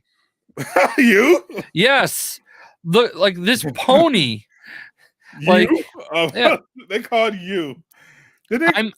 They just weren't they calling you an Xbox shill last week? Yes, like it is absolutely hilarious. Okay, it's so hilarious that like these idiots that don't know anything about me, like are sitting here like casting aspersions based on like the fact that they don't understand how business works. This felt like my Marvel's Avengers days when I'd have often within the same stream someone accusing me of being an Avengers hater for saying something critical about the game, and within the same stream being called a shill for saying something positive. Yeah, somebody called me an Insomniac meat puppet, to which I quote tweeted a picture of my video talking about how Sony has failed Spider-Man 2 collector's edition owners. I remember that. I remember that. And didn't people get mad at you for making that video too? Yes. And wait a minute, you're also an Insomniac hater because you said that they should have acknowledged the comic writers yes in the credits who did the King in Black story, which greatly inspired the third act of the game. Yep. So I can't keep track of so I can't basically everybody hates me now. So you're a Sony pony, you're also an Xbox shill, you're a Insomniac meat rider, and you're also an Insomniac hater. Which is, and it's hilarious because none of those companies care about me. So true. They did no one sent Jay any official Spider-Man 2 merch. Yeah. If anyone should be accused of the show, that would be me, who's getting all the free stuff from Sony and Insomniac. No, but it's legit, legitimately stupid. There are people that are tweeting at me, I posted 4 different products you can go buy for these different Spider-Man suits. Yeah, but those ones are better. But that's not the fucking point. Yes, they're going to merchandise it. And no, you do not know that this was specifically made so that they could sell it to Adidas, okay? They designed the suit and then had an opportunity for Adidas to make products around it. You people are the ones that cried about marketing this whole thing, but it wasn't the right kind of marketing, right? It wasn't the marketing that got you to see some things early. That's the only marketing that you meant. So this other marketing of putting this stuff out in front of people that buy Adidas, not good. Yeah. By the way, all of that stuff was sold out before the game came out. Yeah, that doesn't matter, Jay. They're gamers. They don't know. They don't actually know what marketing is. By marketing they just mean I want thing that I want now. Yeah, I have to be able to do everything I want at all times. Exactly. They literally have no there's no nuance. That's the part that just drives me nuts. Is I understand what you're saying when you say that you don't like the suit. And you don't like that you had to wear it during one mission. I get it. That's not what I'm talking about. And the fact that you can't understand that is stupid. It's stupid. Some of them can't understand it. They just want to argue. They just want to argue because they just want to keep. That's what Twitter is like. Remember, Jay, these are not people with fulfilling lives, jobs, and hobbies. This is what they do. Yeah. They get their satisfaction by being angry on Twitter and yelling at you. And it's hilarious because I while all of these people are cooking me, I was out having a great day. They were crying on Twitter because big mean guy Jay Shockblast said, who cares that Adidas made some merch off of a Spider-Man suit. Yeah, while they were writing their angry tweets at you, you were shaking hands with Tom Welling. literally suck my dick. Here it is. It's like a cheese wheel. Enjoy it. Oh, Jay Shockblast pulling out all the stops. This is not a brand friendly Shockblast. No. Jay wants all the smoke today. Yeah, I'm here for it. And yes, I'm very glad. I am so very glad that I muted that tweet so that I didn't have this with that many views at a certain point. It's just it doesn't matter what people are saying.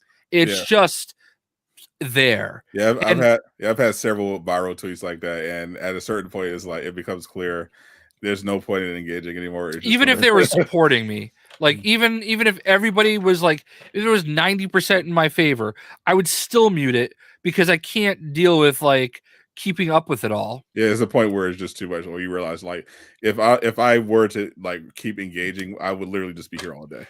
Yeah. and there's so much better uses of your time than exactly. Because I was all right, I woke up, I wasn't expecting it to turn into what it did.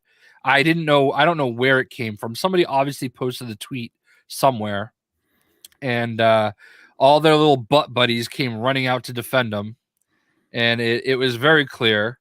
And you know, a lot of people yelling about the same thing doesn't make you right. You know, like the mob mentality of like all the same fucking dorks that can't handle being a walking billboard. Oh my god, you were a walking billboard in your mom's basement. I'm going to use that like cliche for your audience of one. You poor delicate flower. Oof. You advertise to yourself for a whole mission. Somebody actually said to me, you could see the Adidas logo on his shoes. No, really? No, okay.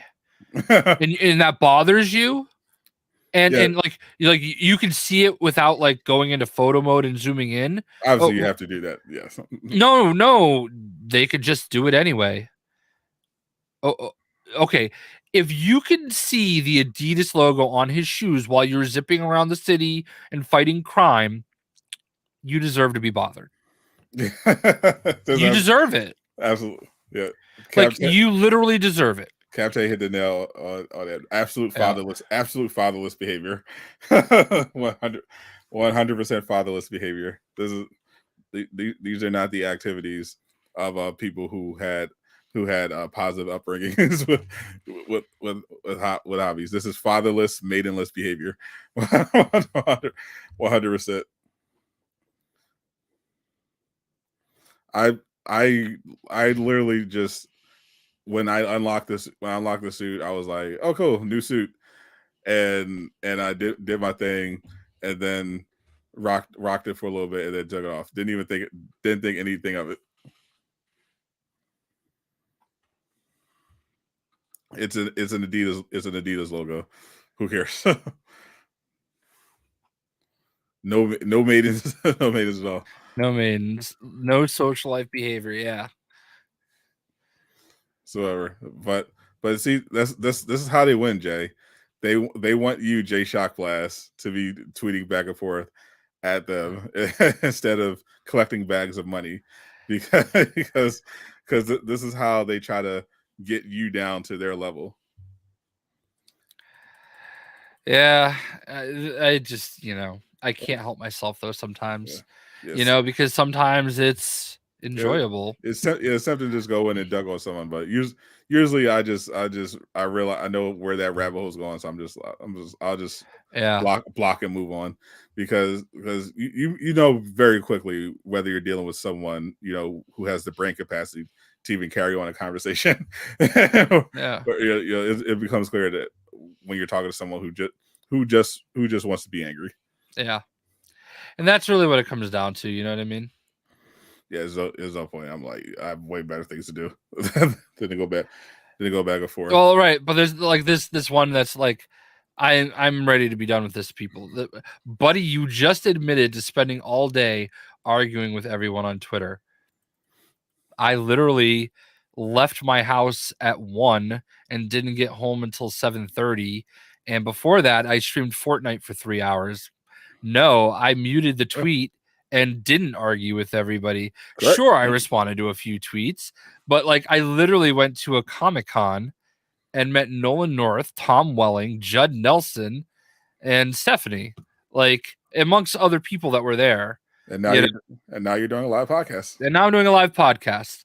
Like, yeah, I'm very much not bothered by whatever I can't see people are saying. Like, because I know that they're just fucking idiots. Like, they're just crybaby bitches.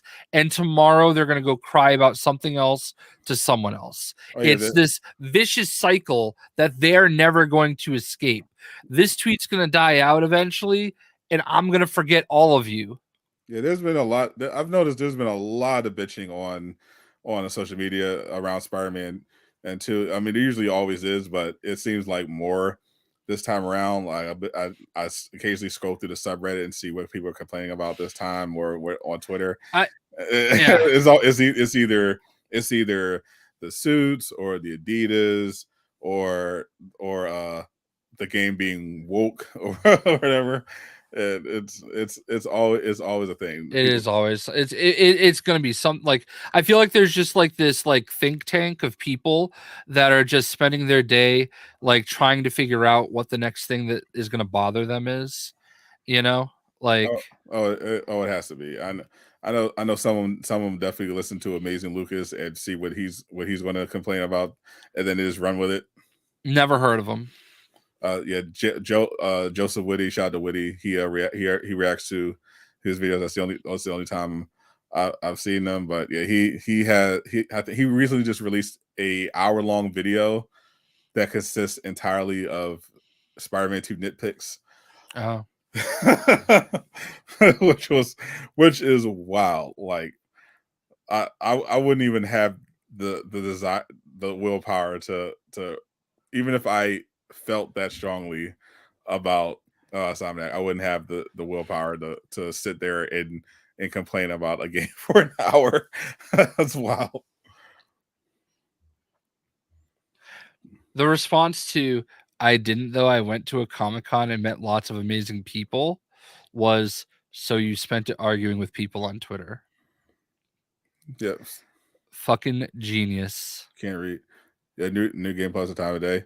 And that's a funny thing. Like, yeah, even the new Game Plus they already confirmed before the game came out it's coming. People are still bitching about it. I don't know if they're going to add officially the time that's changing the time of day, but you can change the time of day yourself by using the Mysterium exploit. So at least there's that. But I'm sure they'll probably add it eventually. But at least those are the complaint. At least those are complaints that I can understand. Like yeah, it makes sense for you to be disappointed that features that were in the previous game were not included in this game at launch, and you have to wait for them to come later. Yeah, I'm perfectly understand, but I always side with the gamers on the consumer when it comes to them buying a full price product that isn't complete when they get it. Totally get that, but Insomniac is still going to be delivering on that new Game Plus and Mission Select. So at least, and that was the case with Spider-Man PS4. It didn't launch with New Game Plus either, and it's something that they added later, and they're going to do the same thing here. Like, it's not to me, it's not that big a deal. I still enjoy the game. I'm still enjoying the game. I just started my first replay on Ultimate, so I still got plenty left to do. Jay is still on Twitter. Yep. The response to let me keep you guys updated. All right. You spent your. You might as well just screen share. Oh, all right. Yeah, let's do that. This is like honestly one of the dumber people that I've encountered today, and I don't like know why I even bother. But let's look at this absolute stupid fuck. Okay, let's there you go, right here. Follows me. Why are you so gung-ho about defending the ad suit? Why are you going through all my tweets to cry about it? They came across my feed. No, you follow me. Look at this. Follows you. All right. Well, the tweet was making fun of that, or whatever. Who cares? So here it is. I didn't, though. I went to a Comic-Con, met lots of amazing people. So you spent it arguing with people on Twitter. You laugh my ass off. Yeah, go find your next thing to cry about. You're sad, Jay. Okay, that's my way of ending it. So, did Sadat? Oh, we lost Sadat. Well, so we lost Sadat. Who cares? Like, it's like I just can't imagine being that sad. I really can't. Like, I didn't know this person followed me either. That's the funny part. But yeah. It doesn't matter. Like, I said okay. And that was the end of it. You should have said K. Oh, you're right. That's a much more passive aggressive way to do it. I'm disappointed in myself, but I learned from the master here. So yeah, it's just funny. Like, these people think that they're getting me, but like, even like Allfather today is like going after me for like the same thing. And I'm like, bro, we just talked about this yesterday. I wasn't talking about that. Like, and now you're shifting the goalpost. No, you are. I'm like, oh, shut up. I can't keep up with Allfather. It's always back and forth. It's like either he's like, oh, he's on the right side now. No, oh no, here we go. And listen, I don't have a problem with what he does, and I'm glad that he finds ways to enjoy it.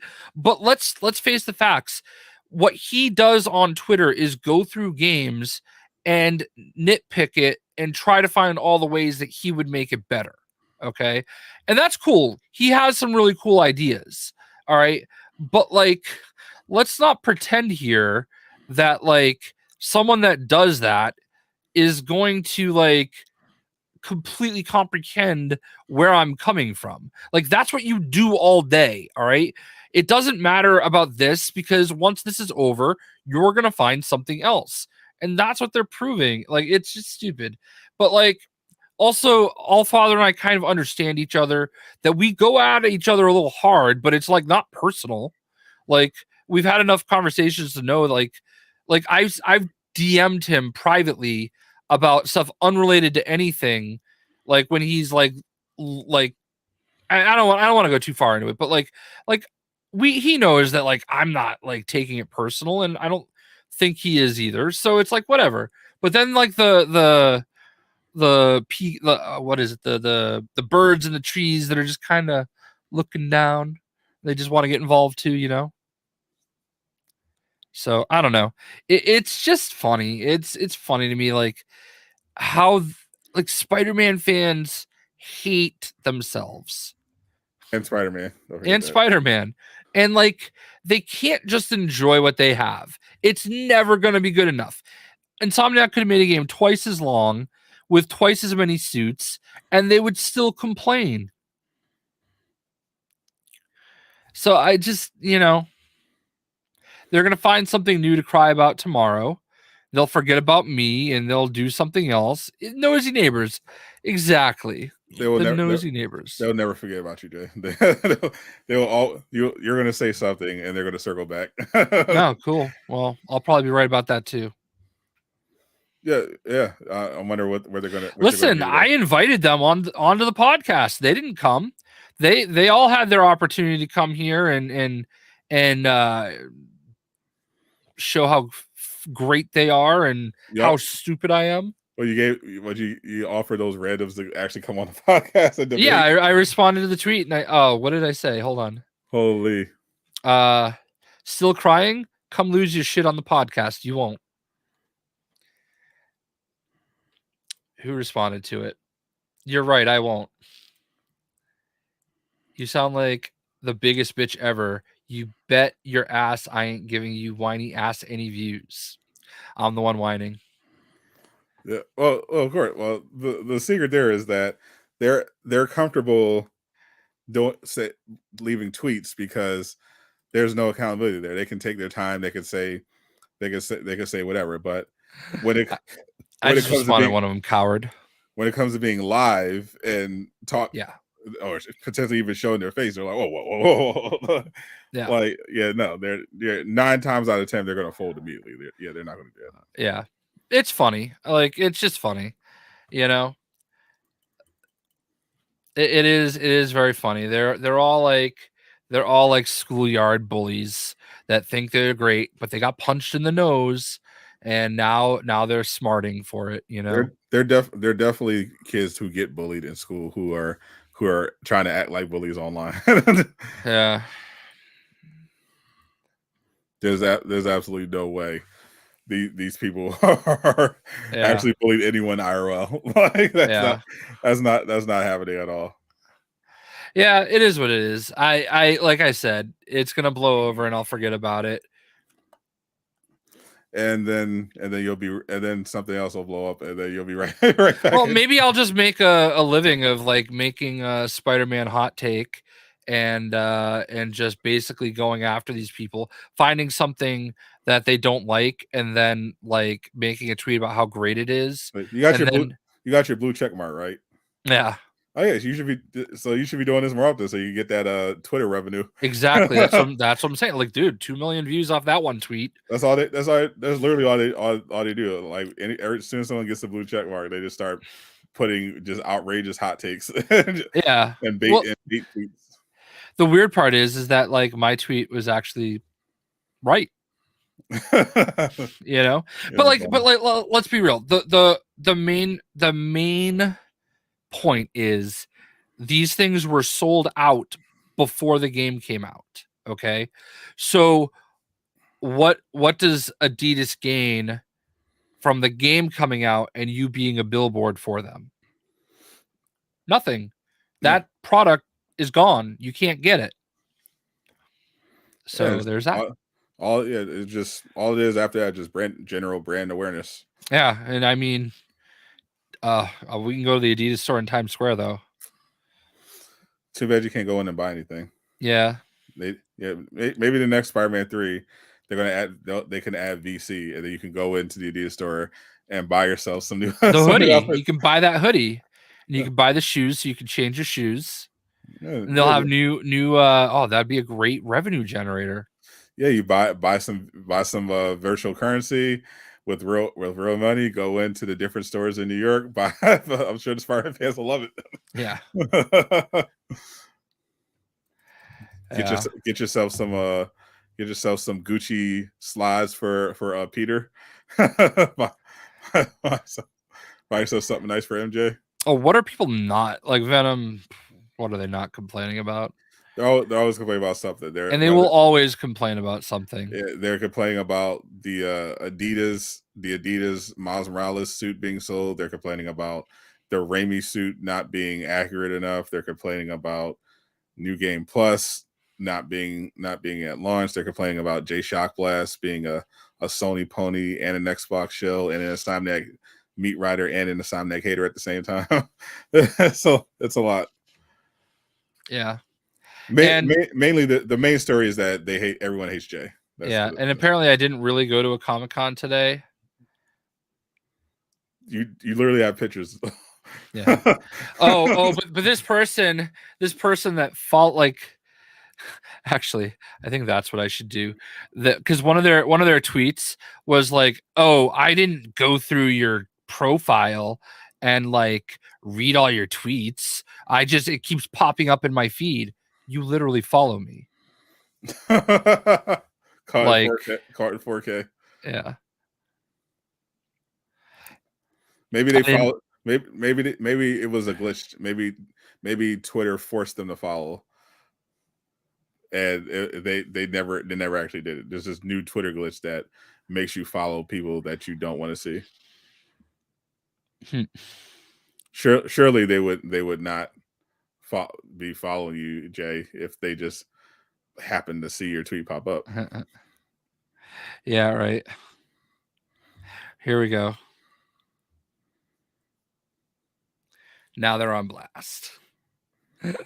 I love Jay and his petty face. Yeah. There it is. I learned this from a WWE writer, Sean Bob Ross, I think is his name. That's what he does when people like bitch about him. They basically like he will just quote tweet them with that they follow him. Yeah. I mean, that's a pretty solid comeback, I will say. It's like, yeah, you're following me though. Yeah. So appreciate everyone hanging out. We covered Marvel, we covered the layoffs, we covered the Spider-Man 2 drama. We didn't get to go over Loki and Invincible too much because Jay didn't watch them. One thing we didn't do is talk about how amazing this current season of anime is. I'm sure even Jay Shockglass would agree. This is one of the best seasons of anime we've had in years, according to Jay Shockglass. Yep, I agree. And many Especially Chainsaw Man, Koala Man. Chainsaw Man was last season. Was a couple seasons ago, actually. Avatar. Avatar is not airing, but Netflix is doing their reboot. They released some press photos. They're doing a live action reboot. Damn. CJ, if you said Jujutsu Kaisen, you would have been actually right on. Oh, well, I didn't really think of that because the new season of that is currently airing. I was thinking about the stuff that I saw today, like what I saw people dressed up as. Did you? So you saw Chainsaw Man, Avatar, and probably other ones that you probably didn't recognize. Yeah, you see I mean, I saw the gray-haired guy who's in Fortnite, who might be part of the gray-haired guy who's in Fortnite. Oh, Jesus. Yeah, it's like gray spiky hair. He's got the little logo on his headband. Kakashi. Does he have gray hair? Silver hair? Okay. Gray, silver. Okay, we're splitting hairs here. Okay. Yeah, well, it's more white, but yeah, that's fine. All right. So that I saw somebody dressed as him. Kakashi, good. Yep. Kakashi is I don't think he's been in anything in a while. He's been in Fortnite. Besides Fortnite, yeah, I haven't. I'm actually like probably 40 episodes behind on Boruto, so I haven't been. But Kakashi isn't part of the current main plot. He's retired, but yeah, that is a character that he knows from Fortnite. Kakashi from Fortnite. Well, I already made one person mad because I found somebody that had that bender that was 3D printed, took 1,700 hours. And when I tweeted, I said bender from Fortnite.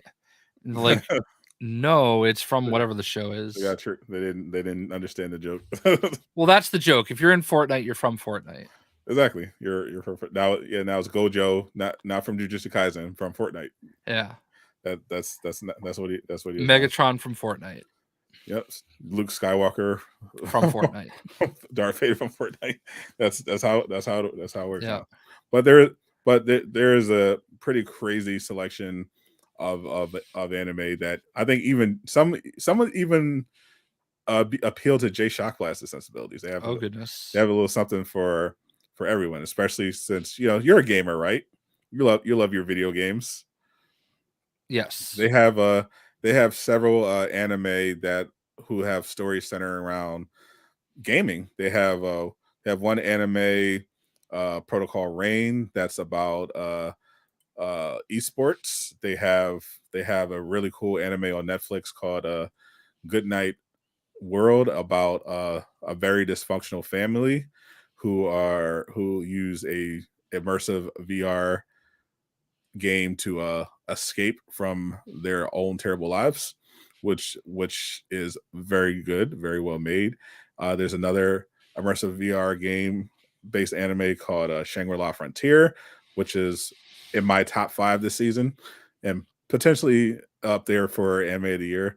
There's got a little something for everyone. So this is if for all you anime fans or people looking for some good anime recommendations, don't worry, Sadata Gamer has got your back.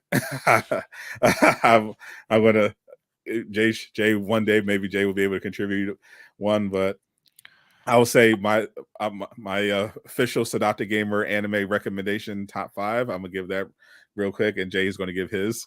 and the contrast should be interesting. My top 5 recommendations for the new anime season would be Frieren, Journey's End, Apothecary Diaries, Undead Unluck, Good Night World, and Shangri-La Frontier. What you got, Jay? Batman Ninja. Batman Ninja. That's one. Also Batman Ninja. Batman Ninja 2. Cyberpunk Edge Runners. Yes.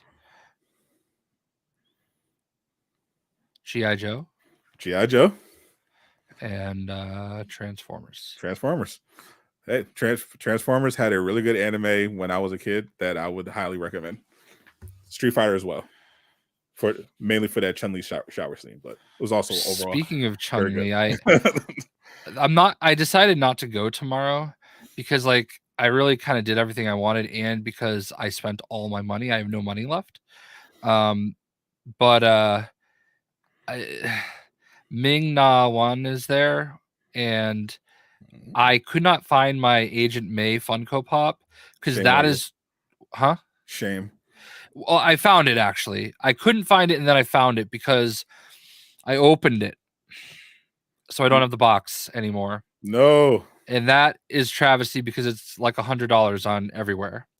And that's the one that I wanted her to sign because that's my favorite character for her. But then I was like, oh, well, I have a Mulan pop, but it's not the right Mulan. It's the newer one, not the older one. Ooh. So then I'm like, I don't really want a Fennec Shand. Like, I don't mind her in that, but like, I just don't like, that's not my favorite character. It's not going to hit the same. So then while we were there, I found an awesome Chun-Li Funko Pop. And as I kind of like just stared at it for a second, I'm like, she was Chun-Li too in Street Fighter in the first movie. Oh. But she wasn't here today. So I was like, I don't want to spend. It was actually fairly priced. I was shocked. It was $35. It was a old FYE exclusive. So I went on eBay just to kind of like price check it. And most places were selling it for between 25 and 40. So I was like, okay, that's pretty fair, especially at a convention. Yeah. Because normally they'll try to, gouge you. But I didn't pull the trigger because I said, if I go tomorrow and it's still there, it will be meant to be. So leaving up to destiny. I feel you. Yeah. But I don't think I'm going to go tomorrow because like, I have other things to do, like argue with people on Twitter all day. Much better use of your time. Yeah.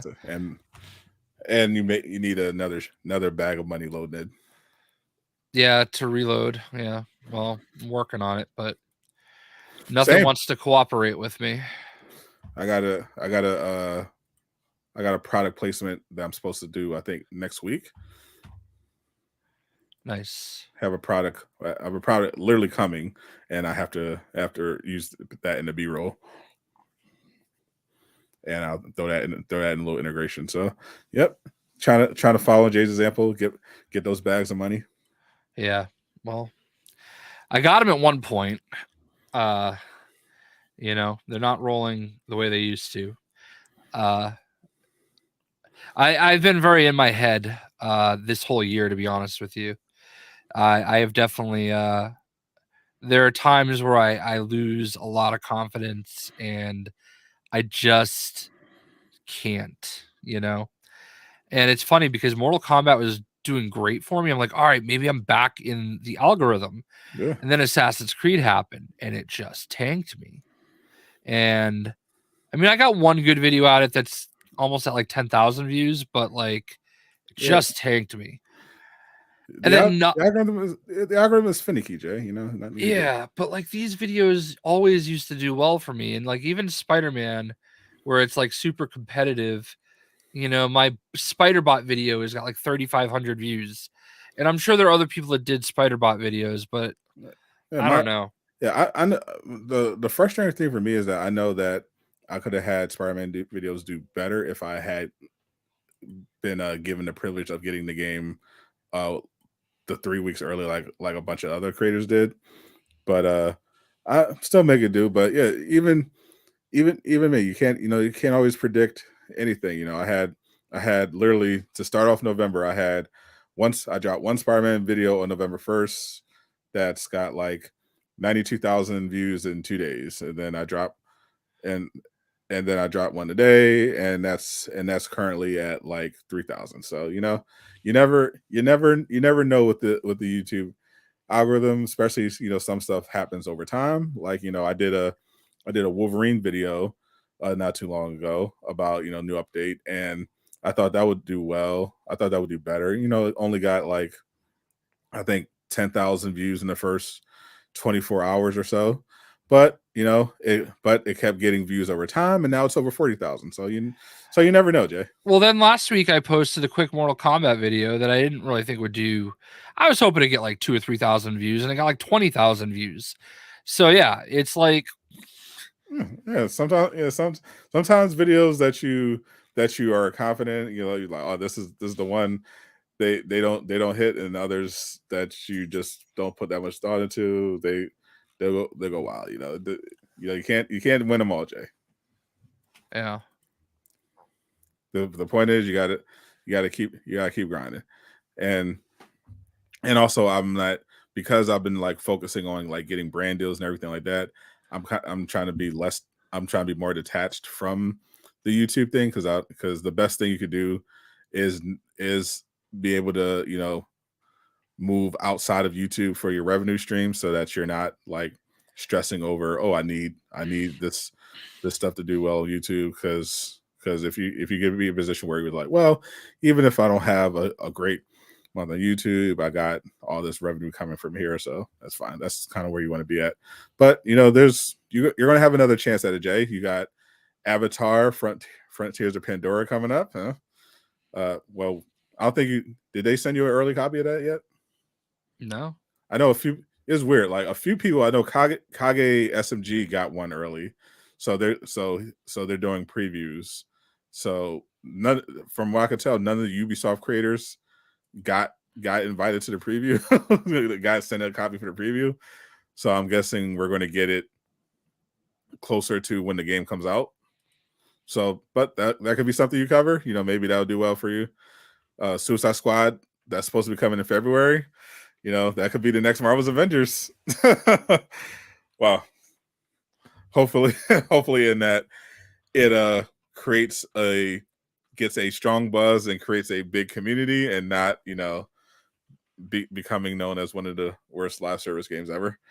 And that is what I'm hoping for with Suicide Squad. I have high hopes for it. I mean, I'm very much keeping my expectations very low, because game has not gone off to the ideal start, to say the least. But I'm hoping that Suicide Squad becomes a big game for us. I'm rooting for it. I love it if me, you, Lejeune, everyone else can like kind of get the game back together, and have a new live service superhero game to sink 3,000 hours into. Yeah. Oh man, this guy is so rattled. I just ate it like I'm a shark in the water. They follow me on Twitter for 3 to 4 years because of the Skywalker saga. Okay. Literally never see my tweets. Fucking impossible with how active that dude is on Twitter that you don't see my tweets, because I tweet a lot. Jay found a stand. Yeah. So anyway, it's funny. Definitely down. Yeah, definitely. But yeah. Suicide Squad, man, that's got to be the one, right? Like, because that's one that we can hopefully play all the time, often, and like Avengers, like with. I was actually talking to this with Nolan North today, like, because when I went to, I had Nolan North sign my my Iron Man pop, and I said, "Be honest, how often do you get this pop?" And he goes, not so much. The game didn't do obviously as well as we'd hoped it would. And like, all right, well, I'm a huge Deadpool fan. I love you in a lot of stuff. I wanted this one signed because like, this is a special game to me. I was one of the bigger creators for the game, and I just thought it was really cool to get this one. And, believe it or not, there were a lot of people that watched it, or that like supported the game, and like it was nothing for me to fire up our tweet on just a random Thursday doing God knows what, and have 100, 200, 300 people watch, like at certain points during the game. Yep. Like there was no reason why that couldn't happen. So it is a thing. It'd be fun to go back. Come back to, well, we don't have Miller. I don't think it's going to be involved here, and at WB is definitely more litigious when it comes to those leaks. They don't fly that, but it'd be fun. This could be a game you can stream all the weekly. You can make build. I can make my build videos. I can make speculation videos about and cover news about upcoming characters and stuff like that. So the potential is there if it's good. I really hope it's good. Yeah, I do too. And hopefully we'll see some stuff for it soon. Because they certainly haven't announced that they're not coming out in February. Yeah. I'm sure there's gonna be some King Shark players, but it is. I do hope they. Well, that's what's. I think that's what's the interesting thing to see what they've been cooking up because I felt I heard things that like the game isn't quite what it was shown. Like there's more to it. So it's possible that King Shark is more than just a shark with a big minigun. like they said in the state of play he was the fastest melee character in the game. So yeah, if they actually do have a real melee component, yeah, I can definitely see running with King Shark. I'm gonna run with all the characters, but I decided that Captain Boomerang is going to be my main to start because always got to rep the speedster. But if they improved on Harley's design, I could be swayed otherwise. but I gotta rock with Captain Boomerang first. Get that Speed Force stuff popping off. But and then I'll probably do Harley second, then Deadshot and King Shark. But we'll see. I got to see what the game looks like after the next round of marketing. There's supposed to be a new trailer. The trailer is reportedly already done. It's been shown to some people, and we're waiting for it to be premiered probably at the Game Awards, which is December 7th, I believe. So it's not that far from now. So that would be a good time to show it because then they have the rest of December to promote the game as well as January going into February, assuming they don't plan to delay the game again. So I'm looking forward to seeing what they're cooking up. 2024 is a little hazy. We don't really know what is on the horizon, especially for superhero games. We know Suicide Squad is trying to get out in February, but we don't know what else. We know from Jeff Grubb that Wolverine was targeting 2024, but it looks like it's most likely going to land in 2025. Now, the only other superhero game that I think realistically could come out in 2024 is the Wonder Woman game. And that's just because it was announced and had that trailer in 2021. So I think based on the type of game it is, it's conceivable that they could get it in 2024. But considering that there's been no marketing for it at all since, it could be earlier in development than we thought. But maybe we'll see. I think that'll determine that at the Game Awards. But I think it's definitely possible for them to get it out, maybe maybe target a fall 2024 release. The Skydance Media Captain America and Black Panther game is the other one that potentially could be out because that's been in development for several years, and they announced that in 2021. Haven't heard anything since. So those are two superhero games I could say have a maybe a 40% chance of dropping in 2024. Yeah, I don't know about Wonder Woman. I feel like based on conversations I've had, 2025 is where that's targeting. 2025. Yeah. Which one makes? I would love to be wrong. But we'll see. Jay is a executive at WB, so he would know. On top of Adidas and Insomniac and Marvel. That's right.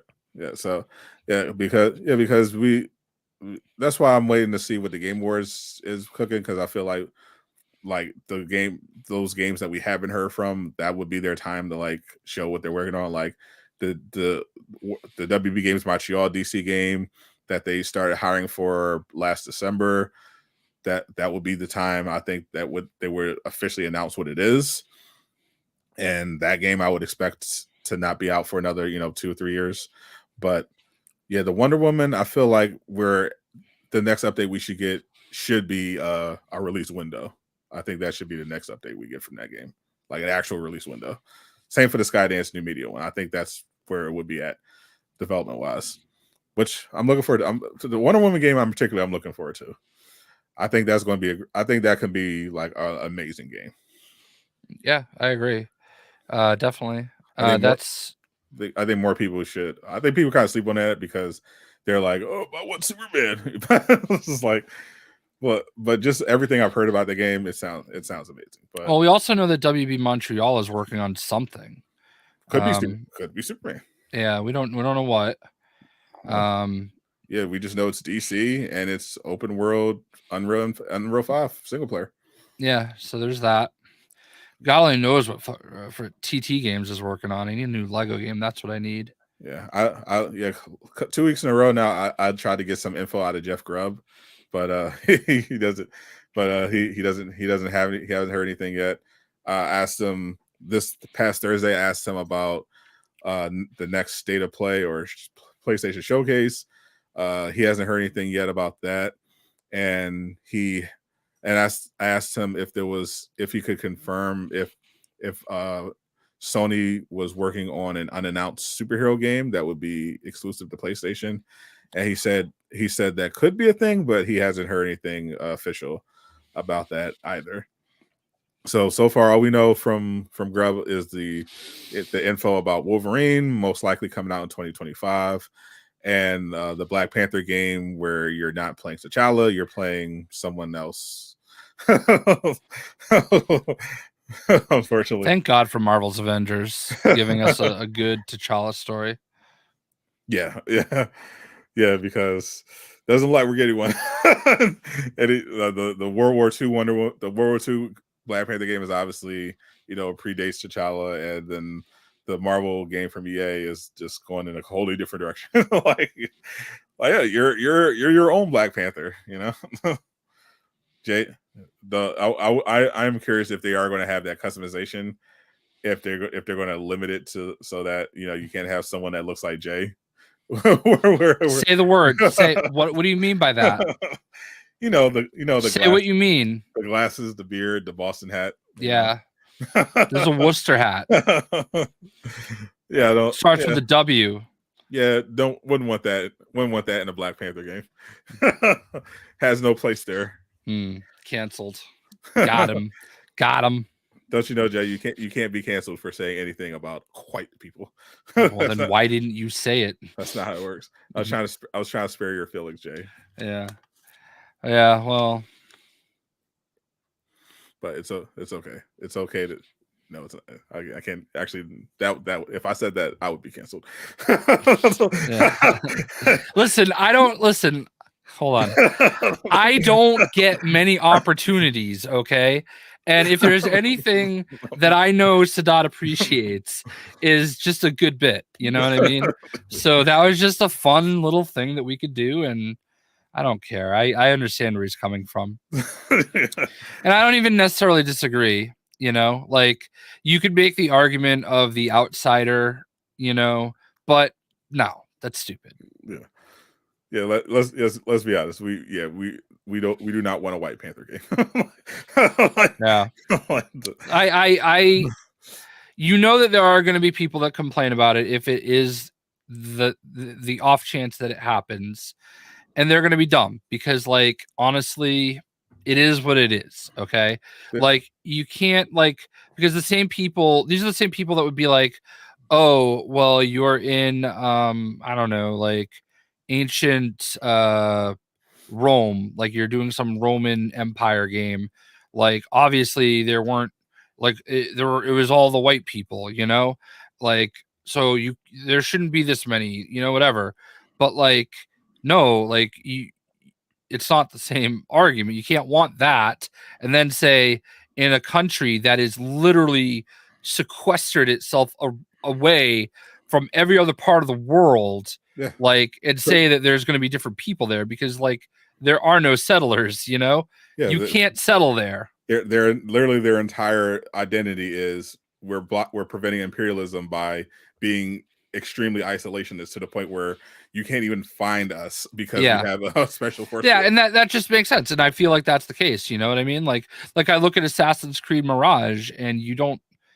see white people in the game because they shouldn't be. Like, you're in ancient Baghdad, Iraq. There's not going to be a lot of random white people walking around. Like you're just like the most you see is there are some people that are supposed to be from like China, you know, like that went through the Silk Road, and maybe India, but like otherwise you're dealing with lots of Muslim characters. That's what you should be in that time period. So you're saying the everything should be accurate. There should be no race or gender swapping, Jay. I mean, I feel like especially in these underrepresented cultures, that should be the case. Did I get that one right? Is that good? Yes, that was a surprisingly confident, politically correct answer. Yeah, I know. I it's something that I noticed and I appreciated. You know, like I don't need to see me in this game. That's a nuance a lot of these reactionaries seem to intentionally miss out on. Yeah, there's just like, oh well, it's not what, but why does the white guy get replaced? Like, who cares? Yeah. Well, I mean, but what if Ryan Gosling was Black Panther? No, it's not the same. I mean, yeah, I get that, but like at the same time, like that's kind of the point. Like there's I don't like any form, like especially when the comics and stuff like that, I don't like it when any character is like changed, like whatever the change is. Like I don't like right now, like as much as I like to make fun of Sentry because Doom loves him, I don't like the fact that they're like basically outright saying, oh, we're gonna have a new Sentry, we're gonna throw the costume on somebody else. You know what I mean? It's like just no, you know, like it's stupid. Like make a good Sentry, make a good story for Sentry. Like making Nightcrawler Spider-Man. Exactly. Like what are we doing here? That's so dumb. Yeah. That's so dumb. Yeah, it's so hold on. This is why I read manga instead. Imagine next Assassin's Creed game is going to be set in Japan. Then you see an African man or even that's actually going to happen. I need your help for my Kairos. That is actually going to happen. That is exactly what the Japanese Assassin's Creed is. It's like the famous story of like the Black Samurai. I don't know the story, but that's apparently what they're actually doing. Yeah, I think Jay mentioned legitimately. All right, let's present, because apparently Sadat hasn't seen this yet. Where is it? Am I seeing Night Spider-Man? No, we're doing the Crawler Man. Yeah. Uncanny Spider-Man. Uncanny Spider-Man. Why? Yeah. At least it looks cool. Yeah. So there you go. Yeah, that is definitely a company that has run out of ideas. Everybody's Spider-Man. Everyone is Spider-Man now. If everyone's Spider-Man, no one's Spider-Man. That's what they say. All right, I think we can wrap it up for the week. We didn't have Casual Avenger pop in, but hope you're enjoying your deep dish. Thank you for everyone hanging out on YouTube and Twitch, where we simul stream. We'll be back next week, assuming Jay doesn't oversleep, and we'll have another great show. Hopefully, we'll see if we actually does the Marvels come out next week? Yep. I will definitely see it on Thursday. I will definitely see it on a pirate ship. So we'll have a review of the Marvels. Well, if the pirate ship sets sail and you have an extra ticket for the ride, you know, maybe you can digitally send me. I always have room on my voyages, Jay. I'll definitely save you a seat in my cabin. no problem there. So we'll have that review for you guys. And spoiler alert, I'm not going to like it. but he's already decided. I've already decided. That's how I'm going into it. So maybe I'll be pleasantly surprised. I'm not, but at least it'll probably be entertaining. Everyone have a great weekend. I am Sadat the Gamer. I'm Casual Avenger. No, you're not. I'm Jay Shockblast, CEO of Adidas. CEO of Adidas, and I'm All Father of the Direct Nation. Zip it up and zip it out.